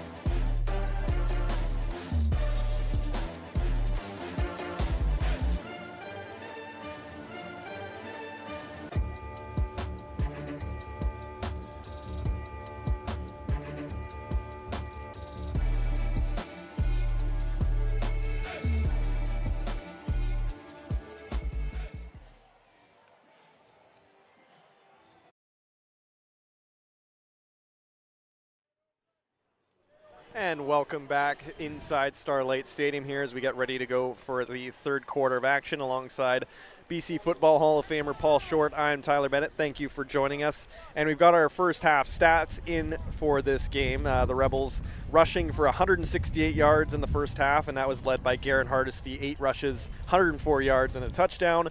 For receiving, 199 yards, led by Zion Brown, who had 3 catches for 59 yards and 2 touchdowns. And T. Jesse, just doing T. Jesse things, 11 for 14, 200 yards passing and 4 touchdowns. Good for a net offense, 357 yards. Compared to the Broncos, they had 87 yards total offense. Couldn't really get into a rhythm. And penalties, though, the Rebels had 6 for 51 yards, Broncos 2 for 20. And the first down's 20-3 for the Rebels in that first half. Yeah, not surprising by the score. So it's domination by the Rebels at this point. And it'll be interesting to see where Kamloops comes out now. What are they thinking? What's their game plan moving forward for the next 30 minutes? Is it, build on some plays, try some stuff that they've been working on that get a good chance to try it in live action? Some teams will fold the tent. And I don't expect that from Kamloops. They've got a good coaching staff that keeps these kids on point. So it comes back to talent, and the Rebels right now have a lot of it, and they're flying high and very, very confident. So we get set out. The Rebels are probably, I believe, kicking off for the second half. They received in the first half. So they will kick the ball away here to Kamloops, who are in their road whites to our left. And the Rebels and their home reds are to our right. And it looks like Caleb sends back for Kamloops to return this kickoff. And we were mentioning as we were in the halftime break, the wind has kind of picked up over here, and it is blowing towards the direction of the Broncos. So the Broncos not only have to fight a 45-point deficit, they're also throwing into the wind as well. So yes. That's a little bit of an unfortunate problem for Kamloops here. So here we go. Second half underway as Lanuzzi kicks this one away, and Caleb Sens returns it as he has all day today. Going to look right up the middle. He's got a little bit of tackles, and I'm not sure if going to the right was the right move. He had a little bit of space. Still a good return, though. Gets to the 35-yard line, and the Broncos offense will come back out. Yeah, he made some nice cuts there, but he ran into Josh Hoyt, who made the tackle, number 12 of the Rebels. And, again, he limited the return to about 12 yards, but Kamloops, not a bad starting point, 36-yard line, but again, they've got to try to find an answer to the Rebels' defense and the incompetency at this point early in the season for them offensively to find what's going to identify them as an offense moving forward this year. Are they going to be a running team, a passing team? You want to try to be balanced, but a lot of times you lean heavily one way or the other. Empty backfield here as it's a pass by Snyder, bobbled and incomplete. That's number 87, Sheldon Aitken, not able to quite wrangle that one in, and it's going to be 2nd and 10. Yeah, I think the ball came a little bit hot to him, and the Rebels were right on top of him right off the bat. Number 7, the Rebels, Cody McMahon, was right there as well, and just making plays. That's what the Rebels have been doing all afternoon, making plays. And Kamloops has been struggling a little bit. Again, their first game and, first live action, and it's one of those ones where you got to get used to the speed of what's going on around you. And timing-wise is huge when it's, your first games without practice. Here's Colton Makel. Yeah, making a very nice catch by Colton. Colton Makel talking a bit of smack after his first reception of the second half. Been pretty quiet so far. They haven't really gotten the ball in his hands, but this might be the point in the game where you just say, go deep and I'll try and get you. Yeah, absolutely. And on that one there, you can see on the replay that he went up high for it, and good receivers do that. They just take the ball at the highest point, get their hands on it, and he gets the first down out of it. So there's some success here early in the second half. Snyder, empty backfield once again, going to hand off to Bam Bam Cam, as they like to call him. He's going to get a gain of about 4, maybe 5, as he's wrangled up by the Rebels defense. And another short gain here for Kamloops, and they'll have a 2nd and 5 coming up here to try and renew the downs. Yeah, again, running right into the heart of the Rebels defense. There's some big boys up front there, and just man on that one. It's just put your best blocker on their best defender and just use your feet and push. Number 94, Nehemiah Ford Bowen. Usually number 97, which has thrown me off a little bit, but out of Toronto, Ontario, listed at 6'2", 290. So yeah, so a big boy indeed.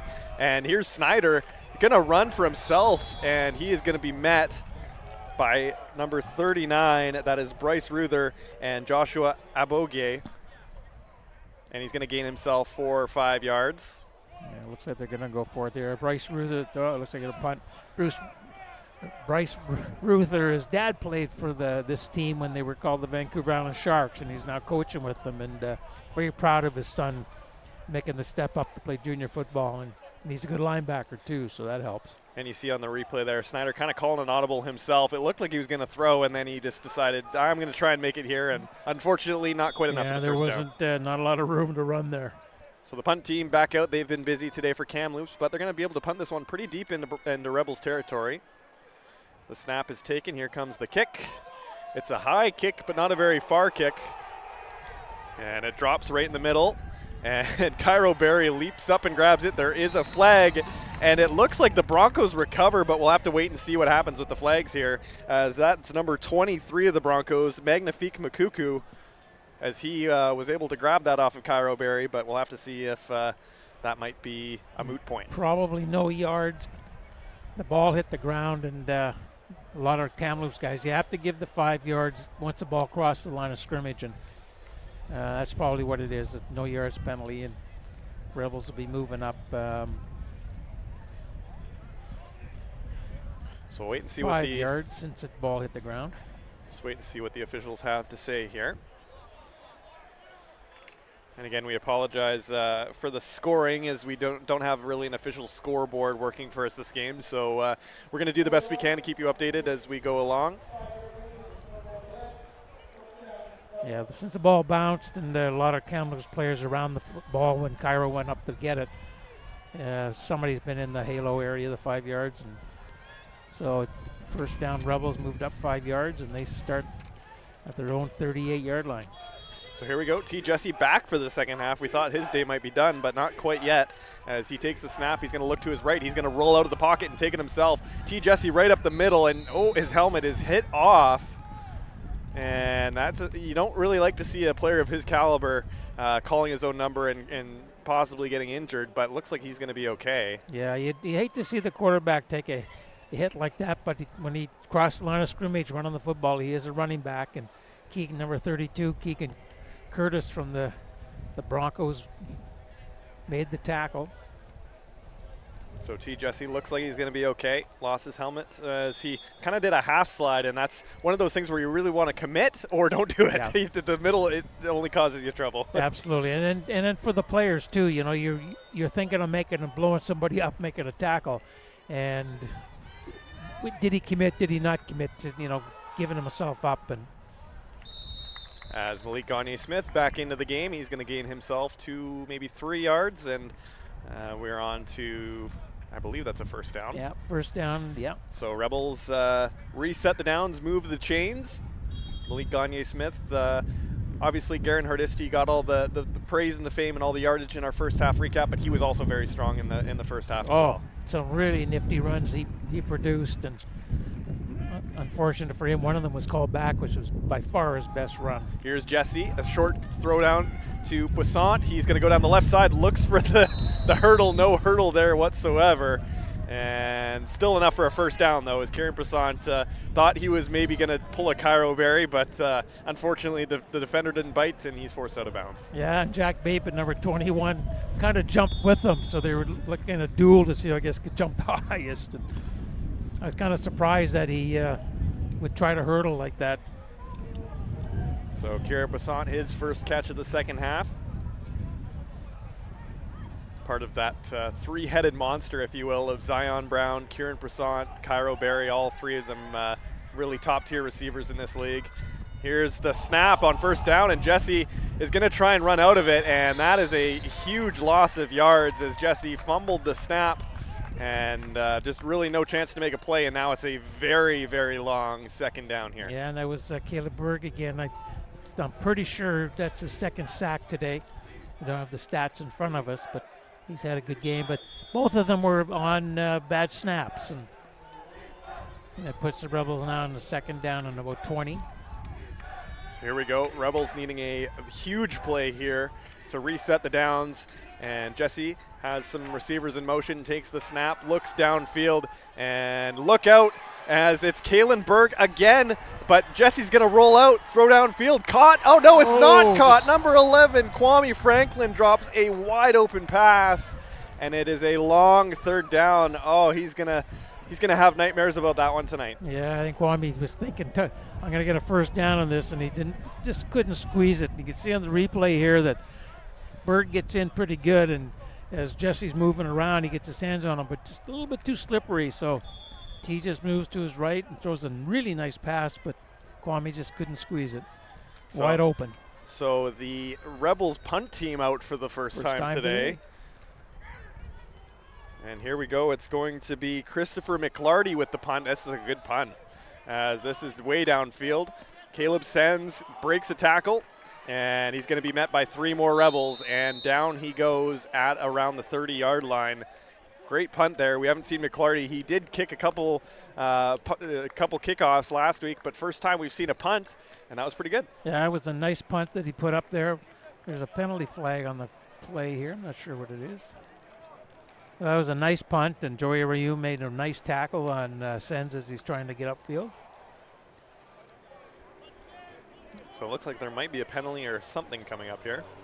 Too many men against Kamloops, so that's going to move the ball up 10 yards, and it'll still be third down, but the Rebels could be in a position here where they could possibly try a long field goal. They would have the wind at their back. So now the Rebels talking it over here with head coach Dexter Janke. And let's see what they're going to do here. I don't see a quarterback. In the play, so it looks like this is just another punt, perhaps. Yeah, it looks to be. This is an interesting personnel. Yes, it is another punt. Just trying to decipher, unless this is a very interesting sneak play. But they got about 10 yards to go still before the first down. So expecting this one to be kicked away, and McLarty, another great punt, right to where Caleb Sens is again, and he's going to catch this one out of bounds around the 30-yard line. So we pretty much reset the ball as to where it would have been.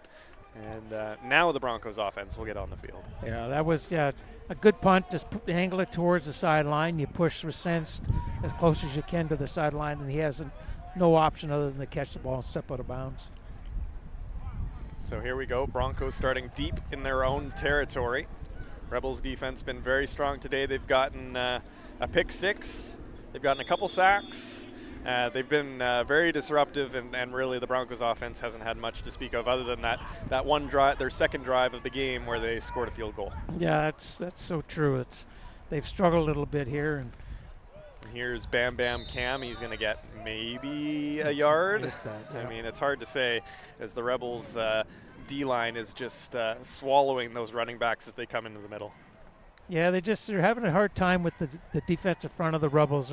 They can't really push them around. But where they've had success is short little passes and allowing their receivers to run after the catch. Not a lot of yards, but they're picking up some yardage when they do put the ball in the air. So here we go. Second down here for the Broncos offense. It's going to be Clark Snyder taking the snap.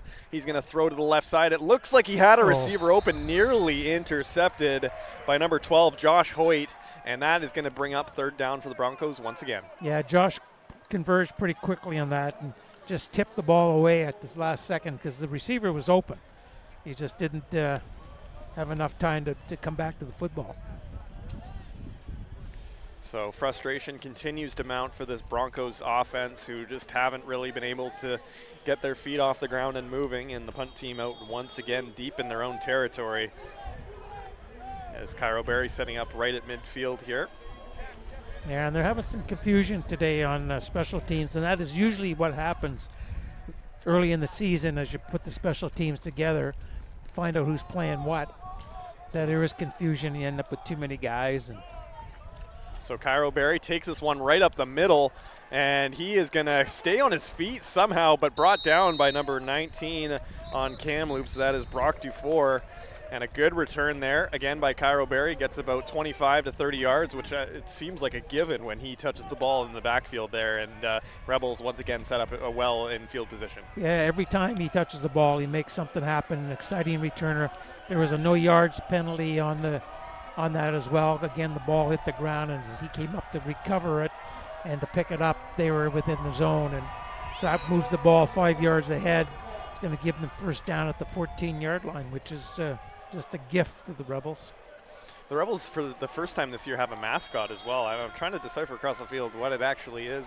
We might have to get someone over there to tell us. But the crowd, good turnout here for the Rebels on their home opener, and they're going to see some good football if you come to Starlight Stadium this year. He's wearing number 65, and I got a feeling it might be somebody I used to coach way back. Here's Jesse flushed out of the pocket, throwing deep to Cairo Berry. His feet are in bounds. Touchdown. That's a touchdown. Cairo Berry. And the Rebels continue to build on. It is 55-3. It was a nice pass. I was just throw a bullet, and Cairo was running towards the sideline and got his back foot down to make sure he's in bounds. You can see on the replay here, lots of good protection for Jesse. And Cairo was wide open, get the foot down, touchdown. So the Rebels extend their lead here. Another extra point kick upcoming. Gio Lanuzzi is going to need some ice packs for his leg after how many kicks he's had today. It's up, it's through, and it is good. So 56-3 Rebels as they just continue to pour it on here. And you got to think at some point here that the starters, if you will, might get a break here. I would think that the starters are going to hit the bench now and get some of the backup kids in. But it's difficult, these guys want to play, and they'll listen to their coaches, but you get a little disappointed when they pull you out, even though you have a big lead. But the last thing you want to see is in a 56-3 game is a guy go down, right? Absolutely. It's just, the game is pretty much spoken for at this point. I mean, maybe, you never know. You don't want to call a game over before it's not over, but that's the last thing you'd want to see is a star player, get injured or miss time over a game of this magnitude. Oh, absolutely, and it's still early. There's 8 games to go after this one for the Rebels and 9 for the Broncos, and you want all hands on deck for every week. And this isn't baseball, right? Every snap, there's a chance something can happen in football, so you can never be too careful. So Gio Lanuzzi back out. He is going to kick this ball away. Looks like there was a little bit of confusion there from the Rebels as to where everybody should have been, but it looks like everyone's lined up now. Nick Sen's in the backfield along with number 19. That is Brock Dufour, I believe, and 15, sorry. Number 15. That is Miles Blatherwick. And he goes down the right sideline, and he's out of bounds around the 33-yard line. That was a good return, but number 34 in the Rebels, Jory Rayum, just worked off the block and made the tackle, pushed him out of bounds. And really good coverage, stayed in his lane. Now, I have Miles Blatherwick on my roster sheet as a quarterback, so that would be an interesting wrinkle if a quarterback is also a kick returner. Yeah, that would be, yeah. Oh, you don't see that. I believe I'm looking at the Westshore roster. That's my fault. That's Jack Bellefontaine. So cleared that one up. I had the wrong team looking at it. I said, quarterback returning the kick. That's okay. Odd. It's our first game, too. Yes, it's everybody's first game. We got to get the rust off. Here we go. First down for the Rebels. There's a fumble, a huge hit, and Clark Snyder is just going to go down on that one. Number 24, who I believe is Aiden Kwong, just got blown up at the line of scrimmage. And all that Clark Snyder could do is really flop on top of that ball and make sure it's still Kamloops. Boy, number 7, Cody McMahon, just laid the lumber on him on that one and popped the ball out. And luckily the quarterback was standing back there. That would have been a Rebels football. Number 22, DeMar Hohenstein, also in on that tackle, knocking the ball loose. And we've said it a lot today, second and long for Kamloops here as Snyder has some receivers, everyone in motion, empty backfield. He's going to make a throw over to Bam Bam Cam, and incomplete, out of the hands, and it's a long third down in their own territory, and I assume special teams back on the field here for Kamloops. I would think, yes. And we just heard Coach Janke saying penalty free, and I think that's going to be a big goal for them in the second half, is play some clean football. Don't shoot yourself in the foot. It might not cost you now, but habits are a thing, and you want to make sure that everyone's playing clean football towards the end absolutely. And you also don't want to get caught up in some of the post-play, altercations and things, and it just creates ugliness, if you will, and you don't want the league to get involved on something. So a short kick here. Cairo Berry, flags are on the field. He only gets about maybe 5 or 10 yards on that return, but could be some more. No yards for sure. Another no yards penalty, which Kamloops has struggled with today. Yeah, that'll be a 15-yarder. He got that ball in the air, so that's going to move the ball inside the 30-yard line, looks like. So we'll wait and see. Officials making the call.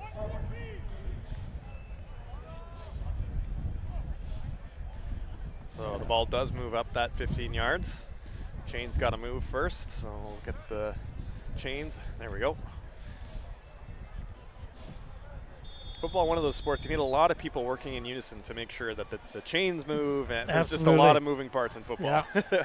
And here we got our new quarterback in. So Ethan Picard taking over here. He's going to hand off to Malik Gagne-Smith, looking down the left sideline. He's going to be out of bounds. Looks like he maybe gained 1 or 2 yards by the time he got out, but here comes our second unit, as we kind of mentioned, and Ethan Picard had a pretty good first week, all said and done. 47% completion, 104 yards, 1 touchdown, 1 interception, and showed off a pretty impressive arm on the couple throws we saw from him. Yeah, and it makes him feel good. He threw a touchdown pass, and you could tell after that he was happy. Yeah. Just, that you do all this stuff, and then you get a real game fire, and you make something like that happen. You feel good. Here's a big throw from Picard, and it is caught. Oh, God, he took it. CJ Vincent takes it right out of the hands of the defender, and it's a first down. What a play by CJ Vincent to make that happen. That was Keegan Curtis from Kamloops that went up for that. He was last year's interception leader with the BCFC with 9, and I think he thought he had one here, and the receiver just took it right out of his arms. And he comes down with it. Unbelievable. CJ Vincent, have yourself a day. He's been good today. He's had a couple of big catches. He got a touchdown pass in the first half and ripped an interception out of the hands of the Broncos defender. And now the Rebels are first and goal and very short.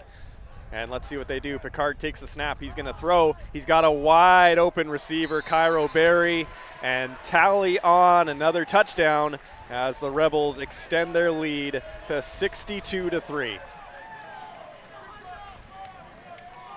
Yeah, just a quick out. And Berry was wide open. I don't know how we got that wide open because he was standing out there as a wide out. I guess the Broncos forgot to say to cover him, and that's his second touchdown of this quarter. Cairo Berry on an island on the right-hand side extends the lead here. And it looks like Picard going to stay out to hold the kick here for Lanuzzi. Up, and it is through. So it is 63-3 Rebels. And the Rebels put up 69 points last week. It looks like they're going to meet or exceed that this week. And so far, there's not a lot of adversity from the Rebels offense so far. No, and it's like pitch and catch. It's sandlot football. Just move down and throw the ball around and pick up big yardage. And, and in fairness to Kamloops, they're out of it right now, obviously. And you can tell it's why they're lining up here for the kickoff return. And there's no jump. There's nothing there.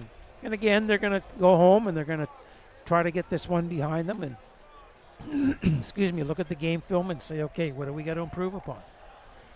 But again, I think they play pretty good defense, but they don't have an identity as of yet offensively what they want to try to achieve. And that's how you find them out in games like this, to where you're going to say, okay, we're a running team or a passing team. And so they're going to improve for sure. So here we go, 63-3 Rebels at the moment here. We're late in the third quarter. And Lanuzzi going to kick this ball away and give it back, a booming kick nearly to the goal line. and barely brought in there by Kamloops. And look out. Oh my goodness. DeMar Honstein has been a heat-seeking missile today. Great tackle. He came out of nowhere and made that tackle. Jack Bellefontaine on the return got himself about 5-10 yards, but DeMar Honstein is he's had himself a game. He's had a couple monster hits and just add another one to the tape. Yeah, special teams for the Rebels. Their coverage team has been just tremendous today, and when they do make tackles, they say, we're going to tackle you and put you on the ground. Very few guys break the tackles. So Broncos offense had only 3 downs in the first half, have yet to get a first down in the second half. And Clark Snyder going to look to change that as he takes the snap. It's a high snap. It's a handoff to the inside to Bam Bam Cam. And he's going to get 2, maybe 3 yards as the run game just hasn't been there for the Broncos thus far, and it's second down. No, excuse me, again, you're running into the heart of the Rebels defense and those big guys up front. And they're just don't seem to want to have that bounce to get something going outside. Early in the second quarter, they were running sends on some reverses and things, and he had some success getting outside, but they struggled so far this quarter. Cam Jagorczyk been quiet so far, and now it's going to be a throw, and that looks to be intercepted, and it is. And that is going to be number 14 for the Rebels. Going to try and pronounce his name correctly and probably going to screw it up very badly. Oluwaferanmi Okunlola, sorry.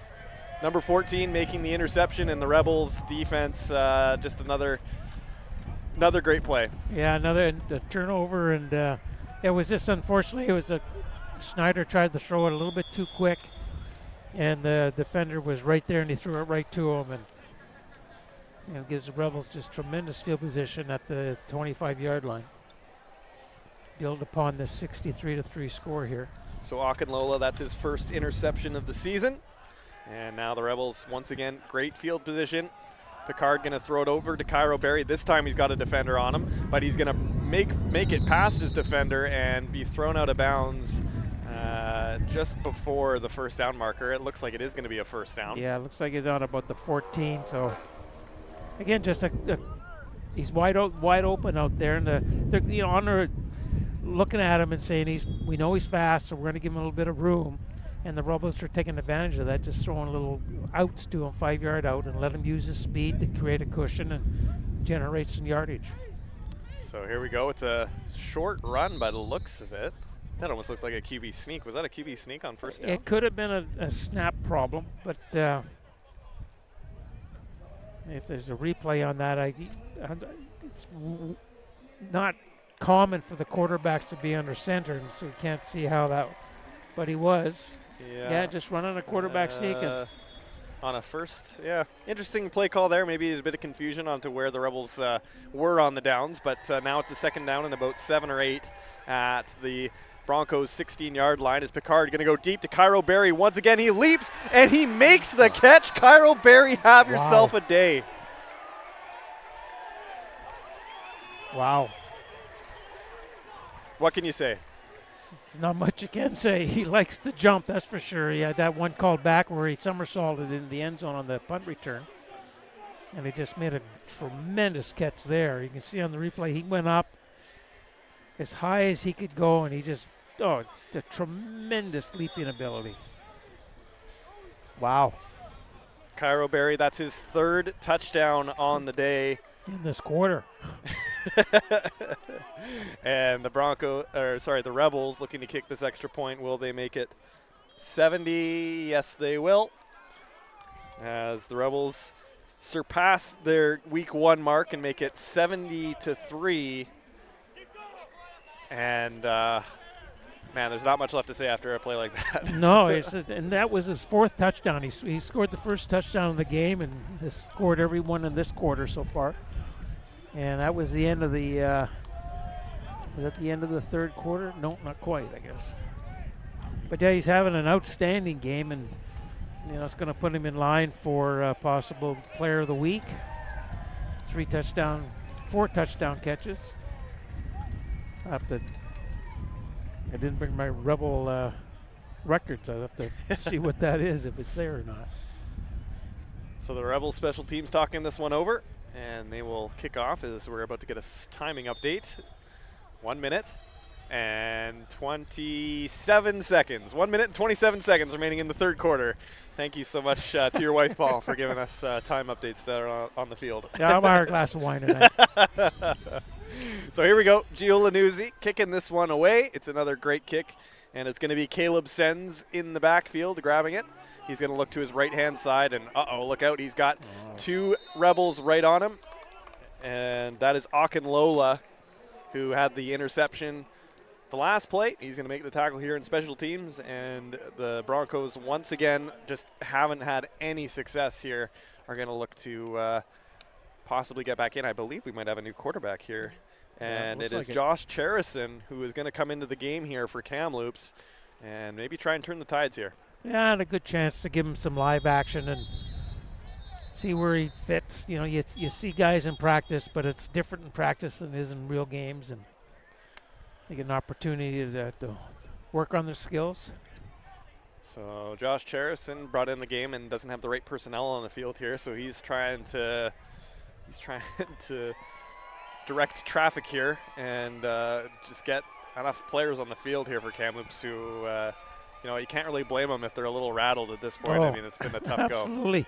I think someone might be thinking, what food does the ferry serve for the trip home? Boy. So here we go. Josh Cherison, his first snap of the game for Kamloops. Flags fly. And number 28 for Kamloops has a nice run there. That's Owen Stockbrugger. And we'll have to see what the infractions are here. But if there is no penalty, it looks like it would be a Broncos first down. The way they're walking back and make feel it might have been against them. Offside maybe. Oh, no, talking to Kamloops captain. So. And we have a player down here for Kamloops. So the trainers are going to come out and we'll sort out some penalties, get some attention, and see how this shakes out. Is the referee going to make the call here?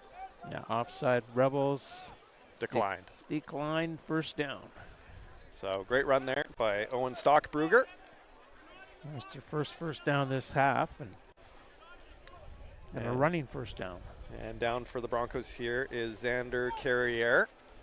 So hopefully he's all right. Started making his way back to the sideline and then just kind of decided he was only going to make it halfway, but it looks like he's going to be okay. Maybe just needs a bit of water. Might be a little. Yeah. Looks like he's going to be all right, so that's great. There's our mascot. I have no idea what that is. Do you have any idea, Paul? It looks like a predator. Yeah, it does, doesn't it? All right, here we go. Back to the action. It's great. It's the first mascot that Rebels have ever had. Yeah, Cherison hands the ball off to Caleb Sens down the left side. He gets some blocking, and he's going to make it about 7 or 8 yards before he is tackled. That's going to be number 16, I believe, of the Rebels.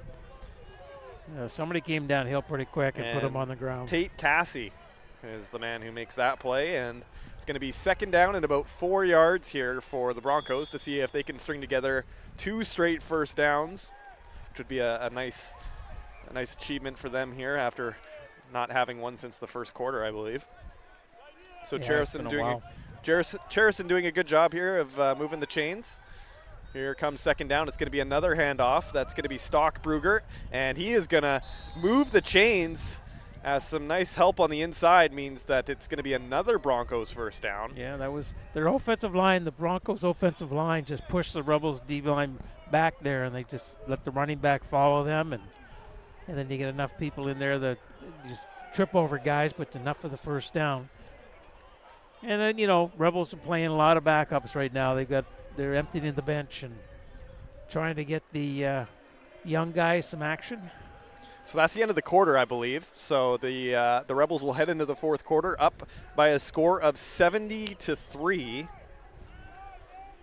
But the Broncos actually stringing together some nice plays there at the end of the quarter. So they'll everyone will get some water in them and see. We'll see if they can continue that momentum going the other way. Well, it's they're in a position now where they can try different things, like I said earlier, and just work on the little things. Work on the little things and take what you can out of this game, the positives. Talk about the negatives, but work on the positives and prepare yourself for next week's game. I forget who they're playing. Next week for Westshore? No, for Kamloops. I don't believe I have theirs on me, but I looked at it this morning and it just popped right in my head.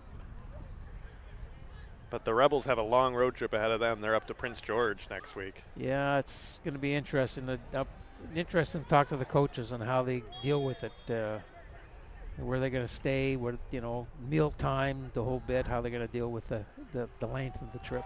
Cherison handing off to the running back there, gets 2, maybe 3 yards. Flags fly, though, so we're going to have to wait and see how that shakes out. But Owen Stockbrugger being handed the ball pretty often here in this drive, and we'll have to see if there's some extra yards being given or a reset of plays. We'll have to see how this shakes out. Yeah, I'm not sure what that penalty was against the Rebels.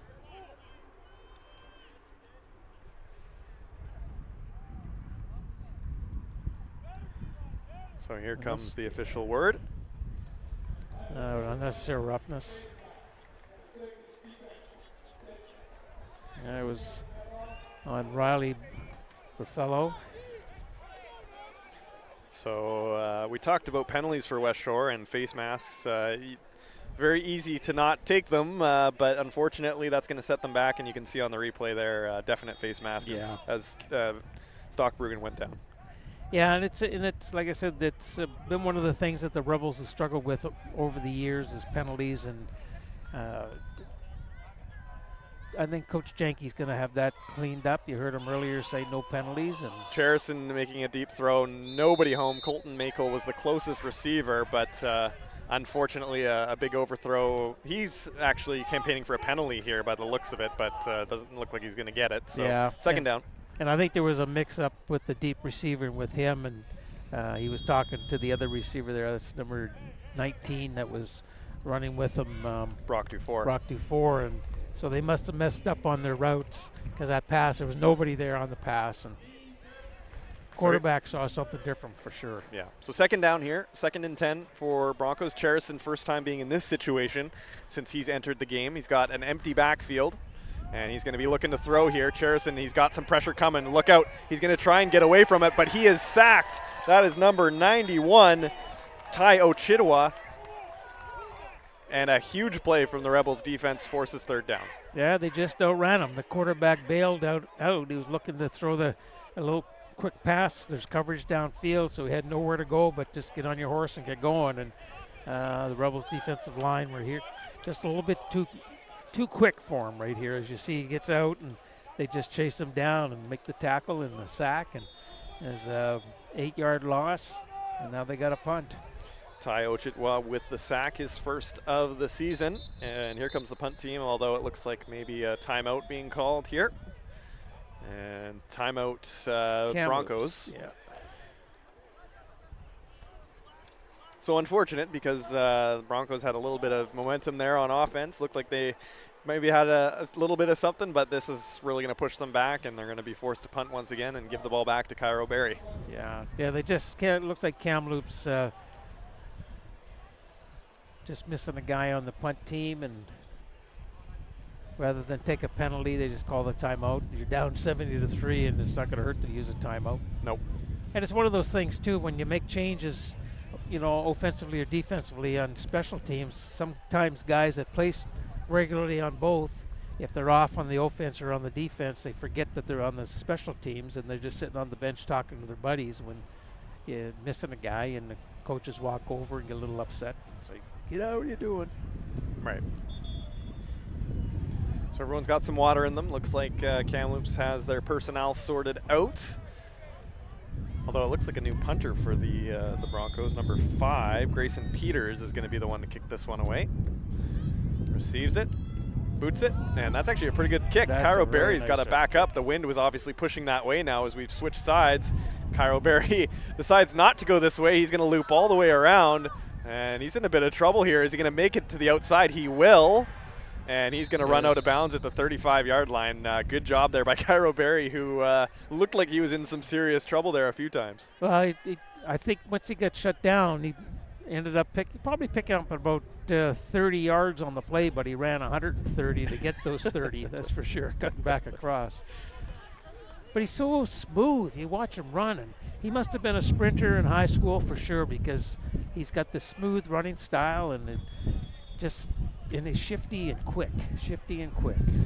So we mentioned the wind picking up. You could probably hear it through our headsets here as the wind starts to, it's a bit of a crosswind now, so it's just going to kind of play with the throwers a little bit. So we'll see if Picard can adjust here as we go to first down. Picard fakes the handoff, goes out to the side. That is caught by number 81, but he's only going to get a few yards there.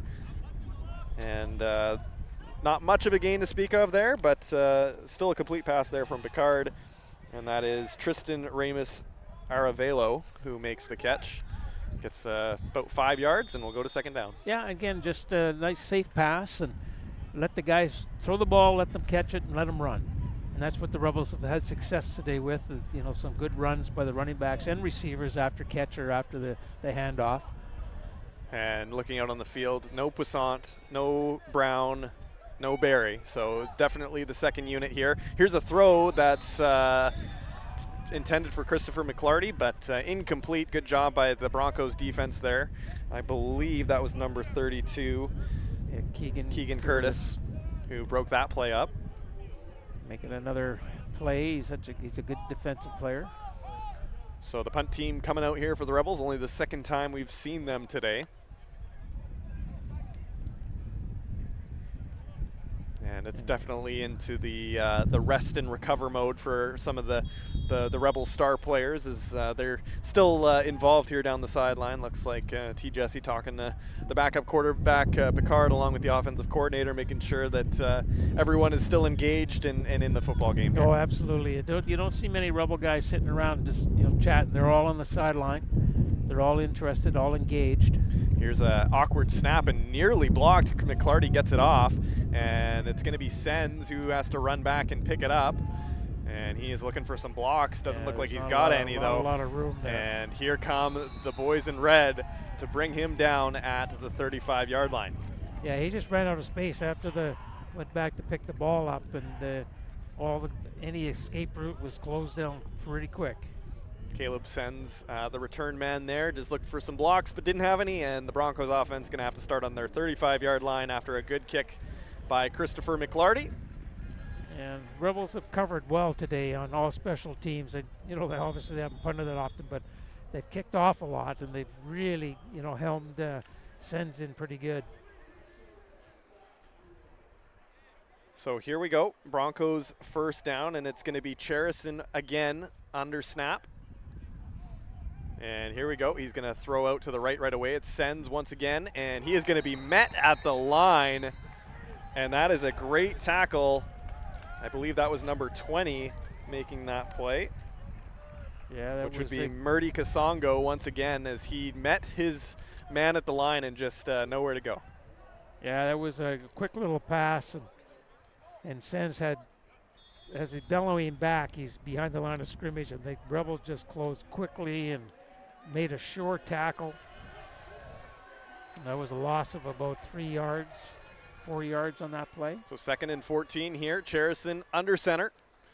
He's going to take the snap. He's going to look for a deep throw, and he's got Sens there, but he can't quite get there as it's overthrown. There is a flag on the field, though, so let's wait and see what happens here. That might be illegal contact on the receiver. As Cherison, we haven't really seen him go deep yet, and just a little bit of an overthrow, but we'll wait and see what penalties are going to be called here. Pass interference against the Rebels, so that's going to be an automatic first down. So a break for the Broncos, and we've been talking about penalties against the Rebels, and it looks like that's going to hurt them once again.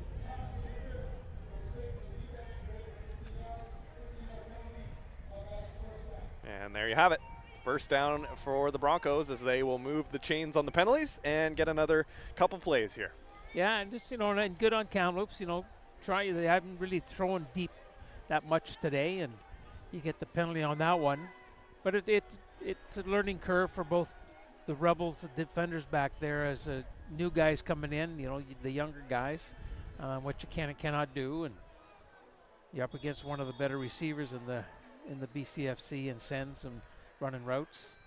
So it looks like an extra defensive back in here for the Rebels, and a smart play, only one safety back, and met at the line there was Kwong, and only a gain of 1, maybe 2 yards there as Broncos run game has stalled a little bit here. Yeah, and again, they're running into the meat of the Rebels' defense, defensive line. Aiden Kwong staying out on the field as the premier back here for Kamloops, only running back behind McCharison, or Josh Charison, sorry. And now it's an empty backfield and looked offside, and there's the flags going. So this is going to be intercepted, and you're going to think the Rebels are going to decline this penalty. Yeah, I think that's probably Kamloops offside, but it was a nice interception. Murdy Kasongo making the play, his first interception of the season, and the Edmonton, Alberta product turns the ball over for the Rebels. Yeah, the referee's talking to the captain, and so Murdy Kasongo makes the play. Was an offside as the Broncos receivers just over the line of scrimmage by the time the ball was snapped. And penalty declined, so Rebels will take over at their own 25-yard line. And the Broncos sideline just a little flat, and I mean, how can you not be if you're down 67 points? But yeah, just a long road trip home, and you know what, some lessons learned, and hopefully they learn some things from this game and can take it into their next week game. Oh yeah, they'll be working on things for sure. But yeah, it is. You know, now you've got the long trip home. You're going home to with the fires all around Kamloops. I hope they're safe and they're able to get back home. And they've been, like I was talking to the coaches where they were practicing this week in really hot weather and smoky conditions, and that's going to be tough on the guys.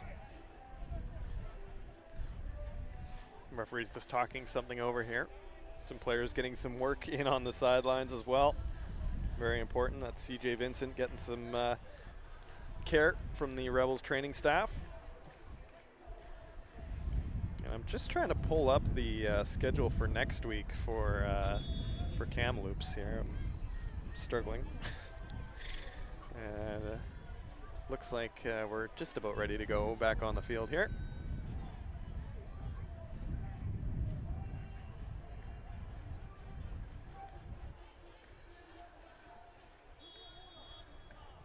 And unfortunately for the Kamloops Broncos, things don't get easier as they're in Okanagan next week to take on the Sun. So ouch. 2 straight real tough tests. But you know what? I mean, it's going to build some character early on and really set the bar to where that program needs to be for the rest of the season. Oh, absolutely. And Coach Van Kennett, this is his 3rd year with the club, and he's building something. They've gotten better every year. And it takes time. You know, they went 1-9, and last year they were 4-6. And it's one of those things that it takes some time. But once you develop a positive culture within the organization, you're going to attract players, and you're going to start to do some positive things. And Kamloops is such a great sports town that they have a lot of loyal fans and a great following. So good things ahead for these guys. They just have to take time and understand these type of games are going to happen. So Ethan Picard calling his own number there, and the flags were flown up right away. It might have been an offside penalty on Westshore here. We'll wait and see what the final call is. But yeah, a tough stretch for Kamloops to open their season. Do they actually play 5 straight road games before their first home game? Yeah, they're redoing the stadium apparently. I guess they're putting new turf down, so they're on the road for the first 5, and then got the last 5 at home. And that's a brutal start. No kidding. No kidding. But on the flip side, the good side, I guess, would be they're going to be away. Well, we think they're going to be. They will be away during the hot part of the summer. Right. So we had a couple cancellations a couple years ago because of smoke and fire in the Kamloops area. You had to cancel games, and so hopefully that's not going to stretch where we have to cancel games when they're home in the second half of the season. But it's just one of those things that it's out of their control, so they decided that there was an option that they could possibly also play some games elsewhere as home games, but they decided to play first 5 on the road and finish off with 5 at home. So after this week, Kamloops off to Okanagan to take on the Sun, and then the week after that, they're in Prince George to take on the Kodiaks. Then they go to Langley to take on the Rams. Then they go to Chilliwack to take on the Huskers before their home opener against the Okanagan Sun, September 16th. Wow. As this ball by McClarty punted away. Look out right into the stands, and looks like someone might go home with a lucky souvenir. And they'll throw it back in and be a good civilian, and by the looks of it, maybe you'll want to keep it. Yeah. I didn't catch it. Yeah. And now the ball goes back into play. I don't think he get that past Rob Lervold. Yeah, the ball went out of bounds. Looks like it's about in the air. It looks like the 43-yard line. So Kamloops got some good field position here. They can, end this game with a positive drive with some points.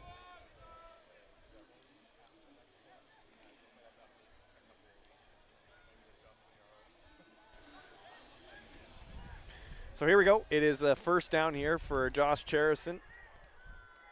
And he is going to take the snap here, fake the handoff, throw to the right. That is caught. And not much yardage to gain of, 3, maybe 4 yards. That is Curtis Pearson, who's had a couple catches today. He's going to haul that one in on a short yardage play, and it's going to be second down. Yeah, and it was just, again, just a little pass. Get what you can. They picked up 5 yards. Staying positive.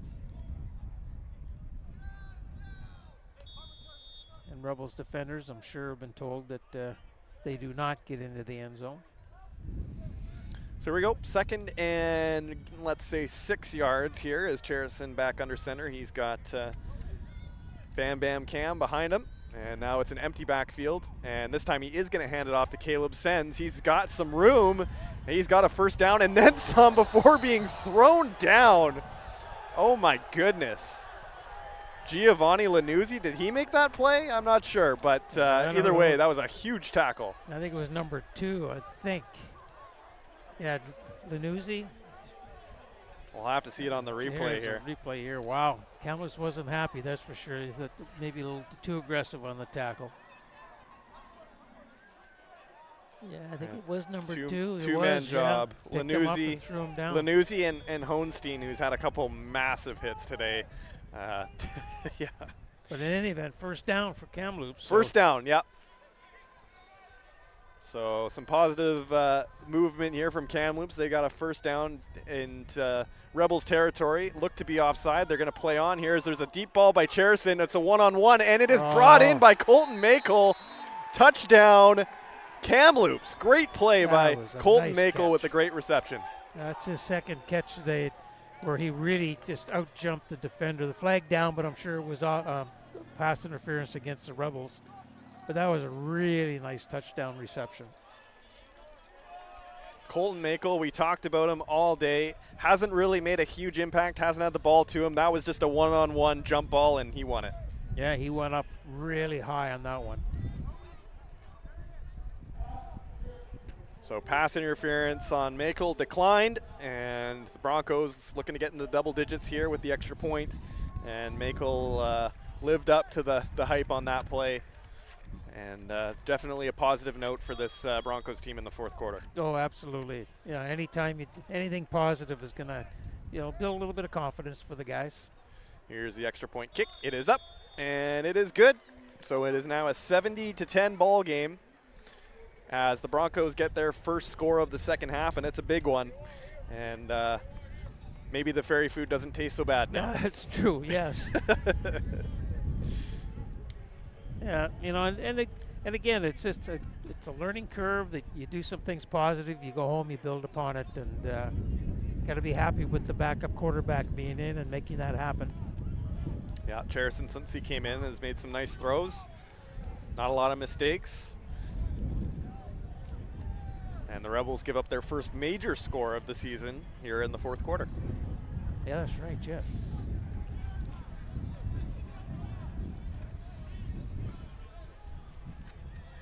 So special teams units back out onto the field. The wind picking up here as we get late into the fourth quarter. it's blowing right in our direction, which is towards the sidelines. So might be tough to get some deep air balls out with this kind of wind, but yeah, we're on a lift, and Tyler said earlier, it feels like we're on a boat rocking in the ocean. It's amazing.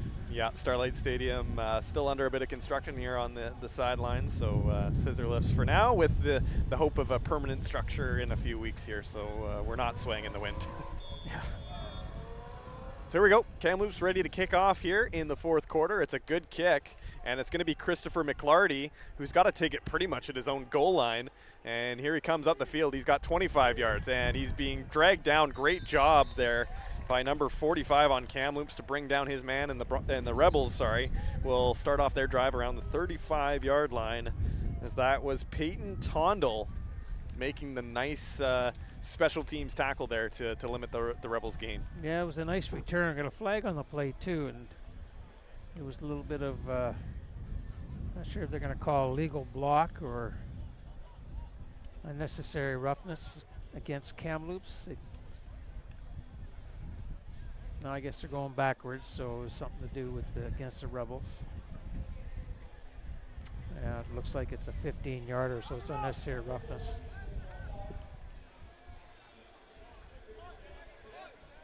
So unnecessary roughness. 5:23 remaining in the fourth quarter here. If our statistician got that one correct. Yeah, so that was the unnecessary roughness against the Rebels on a nice return that was now pushed back.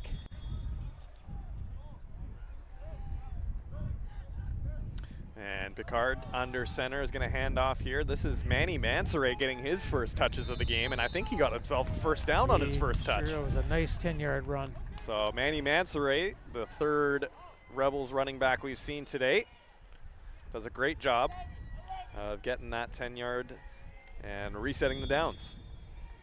Yeah, just off tackle and get what you can get out of it, and get some push from the O-line, and you get yourself a first down. Mansoray going to stay out here with Ethan Picard under center. He's got three receivers to his right, two to his left. And it's another handoff as they want to see what Mansoray can do, but this time he's swallowed up early. That's number 37, Griffin Morier, getting in there early for the tackle. Great job by him, and it's going to be a long second down. Well, it's interesting to see if they want to keep the ball on the ground here or put it up. Everybody's going through the motions now, knowing we're in the last about 4 minutes of the game, and a lot of smiles on the Rebels bench and not many on the Kamloops bench. So here we go, second down and about 8 here for Picard. He's got some receivers in motion, takes the snap. He's looking downfield. He's going to make a throw over to McLarty, and nope, no catch there as the ball just hit the turf, and that's going to be third down for the Rebels. Yeah, it was just a little bit. McLarty slipped a little bit, tried to make the catch, but the ball was short and bounced into his arms. Official right on top of it. Ball just hit the turf before McLarty was able to slide in and snag that catch.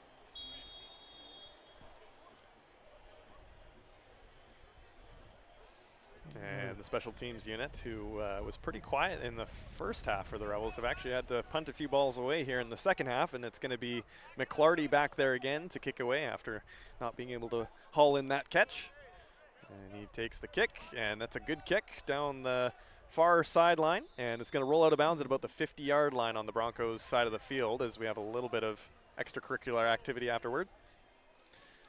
And while we have a moment, let's take a look at the upcoming schedule for the Westshore Rebels. They're in Prince George next week, and they're going to take on the Kodiaks, and then they have a bye in week 4. And then in week 5, they take on the Okanagan Sun, which is back here, the next home game, August 26th here at Starlight Stadium.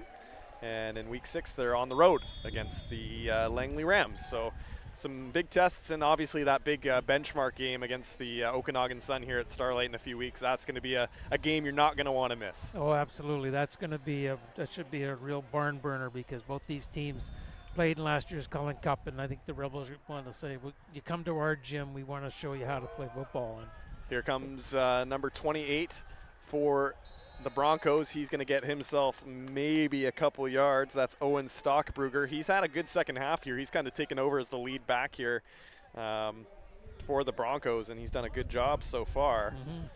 Positive yardage. He's going to get himself a couple. And we haven't seen much of Bam Bam Cam Jugerzik, if I can pronounce that correctly. He was very prominent in the first half. Haven't seen him much here as Stockbrugger's kind of taken over in the backfield there, as has Cherison under center. And here we go, second down. Here's a deep throw over and broken up, and that is going to be incomplete, and it's going to be third down. And that was Curtis Pearson looking to haul that one in, but unfortunately it's going to be third down here for the Broncos. Just overthrown, and Rebels number 6, Riley Buffalo, just made the head out on the sideline to make sure he didn't have any opportunity to catch that football. Yeah, good big game tonight. Well, not a big game because it's only week 2, but Chilliwack's up in the Okanagan to take on the Sun, and Chilliwack's got a good little football team, so that'll be interesting to see how that one plays out. And it also is the Sun's really first test, because last week with playing the Kodiaks, it was a good game, but the Sun were a lot more dominant than the Kodiaks were. And then similar with the Rebels, when the Rebels play the Sun, that's going to be their first major test, and see how it all plays out. But I'm sure they're going to be fired up because will be coming off a bye as well. So here we go, punt team out here for Kamloops. And it is going to be, nearly blocked. And back there, it's going to be number 81 to make the return, but he is met by a bunch of white jerseys. And he is going to be brought down right away. That is Tristan Remus Arevalo trying to get something happening on that one, but unfortunately he's brought down right away, and the Rebels offense will take over. Yeah, it was a good punt. It was a really nice punt, and he just had nowhere to go. The coverage team from the Broncos was down on him pretty quick, and just hold on to the football and let your offense go to work. So here comes Ethan Picard back out for the Rebels. And he's going to look to maybe get one more big major in here for this Westshore team. Picard takes a snap, fakes the handoff right down the middle. It's a quick pass, and it's broken up and incomplete. Looked like Rick Parmar was the intended receiver there, and it's going to be second down. Yeah, just a little bit behind him, a little bit high, a little bit behind him. He got his hand on it, but luckily he didn't tip it into a Broncos defender's hands. And to just give you a quick update from Langley, a little old, but the Rams were up 42-3 on the Raiders. So I think the Raiders, he said, were up 3-0 in the first quarter. Yes. But it looks like the Rams have answered back in a big way. So that's where we stand out there. And then the Sun play Valley later tonight. Starts off at 7, I believe, as Picard looking over for number 87 there, but that is incomplete. And Thomas Delgado makes a nice defensive play on that one, number 19.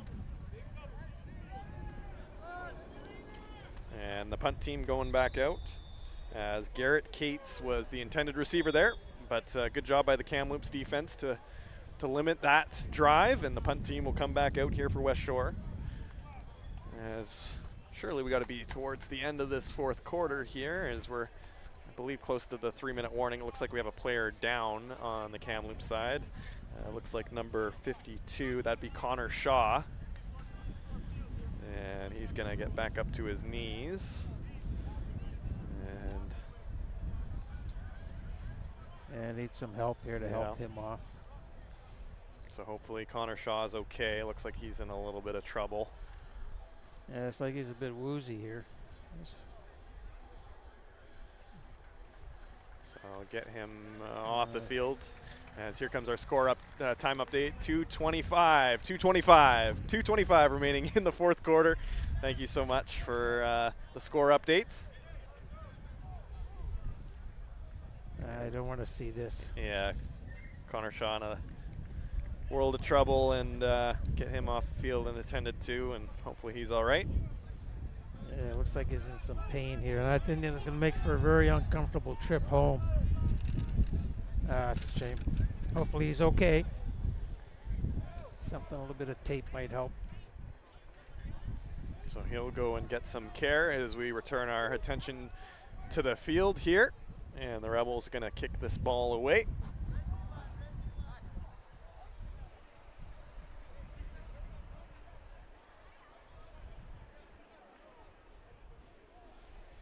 And again, a good turnout here at Starlight Stadium for the Rebels home opener here.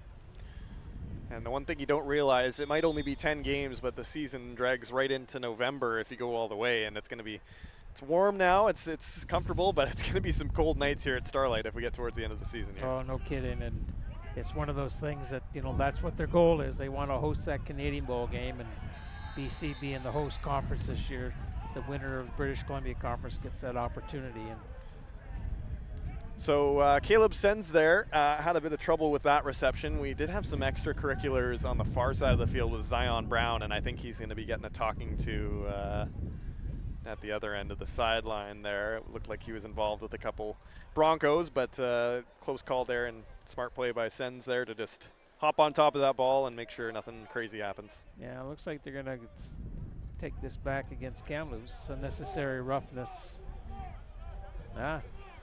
Yeah, and I believe that's what I saw at the end of the play there with Zion Brown, who we haven't really seen in a while, but he was on that kicking team there, and looks like he got into an altercation over there somewhere.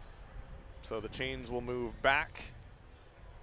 And Josh Cherison has had a pretty good second half after coming in here for Clark Snyder, under center here for Kamloops.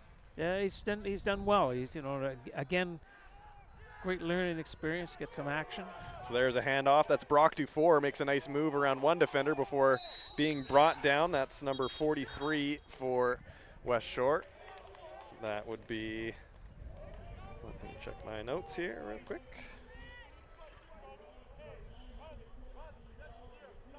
That's Olk Gashi making that tackle. So gain of about, I'd say 5 or 6. Looks like they got a penalty here too, so they're moving back some more. And unfortunate as the Broncos offense just looks like they finally got something going, but they're going to have to start from further back now. Yeah, holding against the Broncos moves them back 10. It's 1st and 20. They just can't wait to get this game over with, that's for sure. So Cherison under center. He's got an empty backfield. He's going to be throwing, as he would with 20 yards to go, and he's going to look deep here for number 19. Again, nice catch there by Brock Dufour, and that gets him most of the way, but not quite far enough. But that sets up a makeable second down at 2nd and 5. Yeah, that was a great catch too, as he's coming right over the middle, just behind the linebackers in front of the safety, and makes a great catch. Brock Dufour, nice grab, and now it's a makeable second down here. Cherison under center. He's got Quang behind him, and it's going to be a handoff. And will he get the first down? Oh, that's close. I think he is a couple inches short of the first down, so it's going to be a 3rd and short scenario here. Oh, no, they're giving it to him. Oh, really? We might need a measure. Yeah, first down. First down. That was a nice run by Quan. So Aiden Tough Kwong, run. Aiden Kwong gets the first down here. And removes the chains.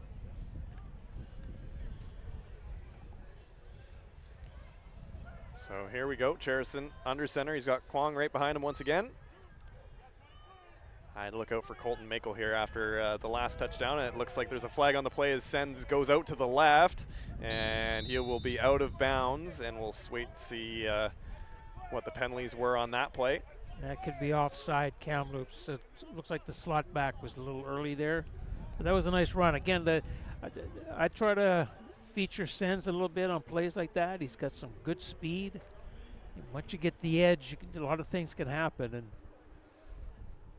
that was a good, good 8-yard run. And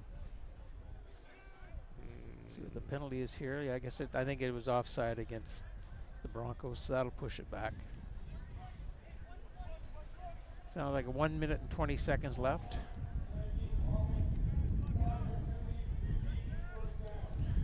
So another 1st and long situation here for Kamloops, who did well the last time they were in this situation on this drive. Let's see if they can do it again. And Colton Makel on the right-hand side, number 17 on your screen. I'd be looking out for him. He has been quiet this drive, but I'm sure they're going to try and get him involved eventually. Fakes the handoff. There it is. Over to number 17, Makel, and he is brought down in a hurry. That's a great tackle. And that will bring up 2nd down and long still. Burfellow making the tackle on that. That was Riley Burfellow. And 2nd and about 13 yards still here for the Kamloops offense. As Makel did some damage on some deeper post routes. Looks like that one was just an underthrow and not a whole lot to speak of there. No, not a lot of room either. The Rebel defense has played well all day, keeping everything in front of them. And so here's a long 2nd down here. Cherison under center, empty backfield. He's going to throw the ball. No, he's not. He's running out of time, and he is going to be brought down in a hurry. That's Ashton Lepard with the sack. And 3rd and forever for what it seems like for Kamloops, and that's probably going to be the end of their offensive day. I would think so. Yeah, again, just a push. 49 seconds, I hear the officials yelling. Yeah, just a push by the up front by the guys, and quarterback holding on the football that long, at some point you run out of time, and your clock in your head says you've got to throw quicker than that or you're going to get sacked.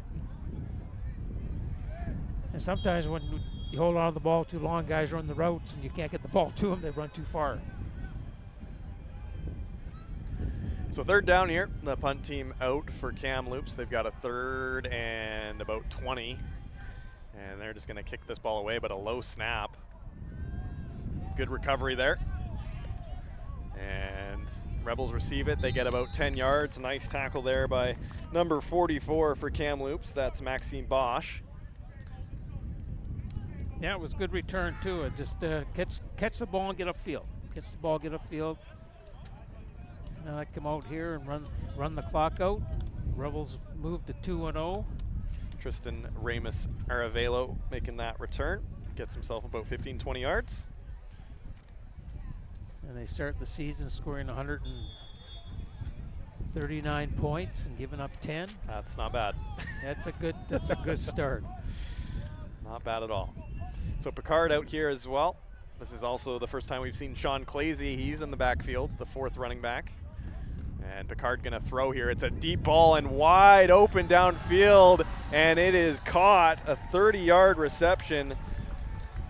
And that is, once again, Tristan Ramus Aravelo, who just returned the kick. He was wide open downfield for that reception. Yeah, just again, the Kamloops isn't playing real focused right now, and he just ran by all the defenders and he was wide open.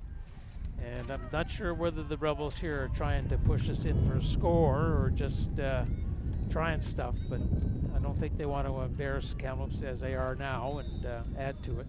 So Sean Clazy gets his first run of the day, and he is met by 3 Broncos right off the get-go. It's Kalen Burke who makes the initial tackle, and loss of about 2 or 3 yards, I'd say, and 2nd down. Yeah, I think this will probably be the last play of the game. The clock has started, nobody's in a hurry. Yeah, it looks like they're going to kneel down. So victory formation here for the Rebels. Picard takes the knee. And that's the ball game. There's the ball game as the Westshore Rebels continue to keep going as Dexter Janke on the sideline gets a Gatorade bottle. He's got his first win at home here for the Westshore Rebels as his team mobs him, and they just kept on where they left off last week. A 70-10 win here at home over the Kamloops Broncos. Paul, what's your main takeaways from today's game? Just impressed again with the way the Rebels offense moves the football. All 3 aspects of the game, special teams, defense, and offense, just are clicking this early in the season is quite good. Got to maintain it because they get a Okanagan in here next, and that'll be the telltale sign on where the program's at, because we know the Sun are going to have a good football program. They've always had a good football program. But, just impressed. The guys, Coach Dexter's got the guys believing in themselves. Very, very disciplined football team. They take some silly penalties, but there's very few of the small amount of the after the play stuff going on, which cost the Rebels in the past. So congratulations to them. Kamloops, it's their first game of the year. It's one of those ones you're going to forget about as soon as you have your shower. You're going to walk out and you want to go get something to eat, and they're going to build on it, and they're going to say, okay, let's go play football. And we got to go to the Okanagan next week, and we got to be prepared to take on the Okanagan Sun. Well, that's going to do it for us here in the broadcast booth. For my esteemed colleague, Paul Short, BC Football Hall of Famer, I'm Tyler Bennett. Thank you so much for tuning in to our BCFC football broadcast. We'll be back here at Starlight Stadium August 26th when those Okanagan Sun come here to take on the Rebels. Going to be the premier matchup of this league. We can't wait to see you then. Until then, I am Tyler Bennett. Thank you so much. Thank you to our Roll Focus team for putting together a great broadcast today, and we'll see you next time. Thanks so much.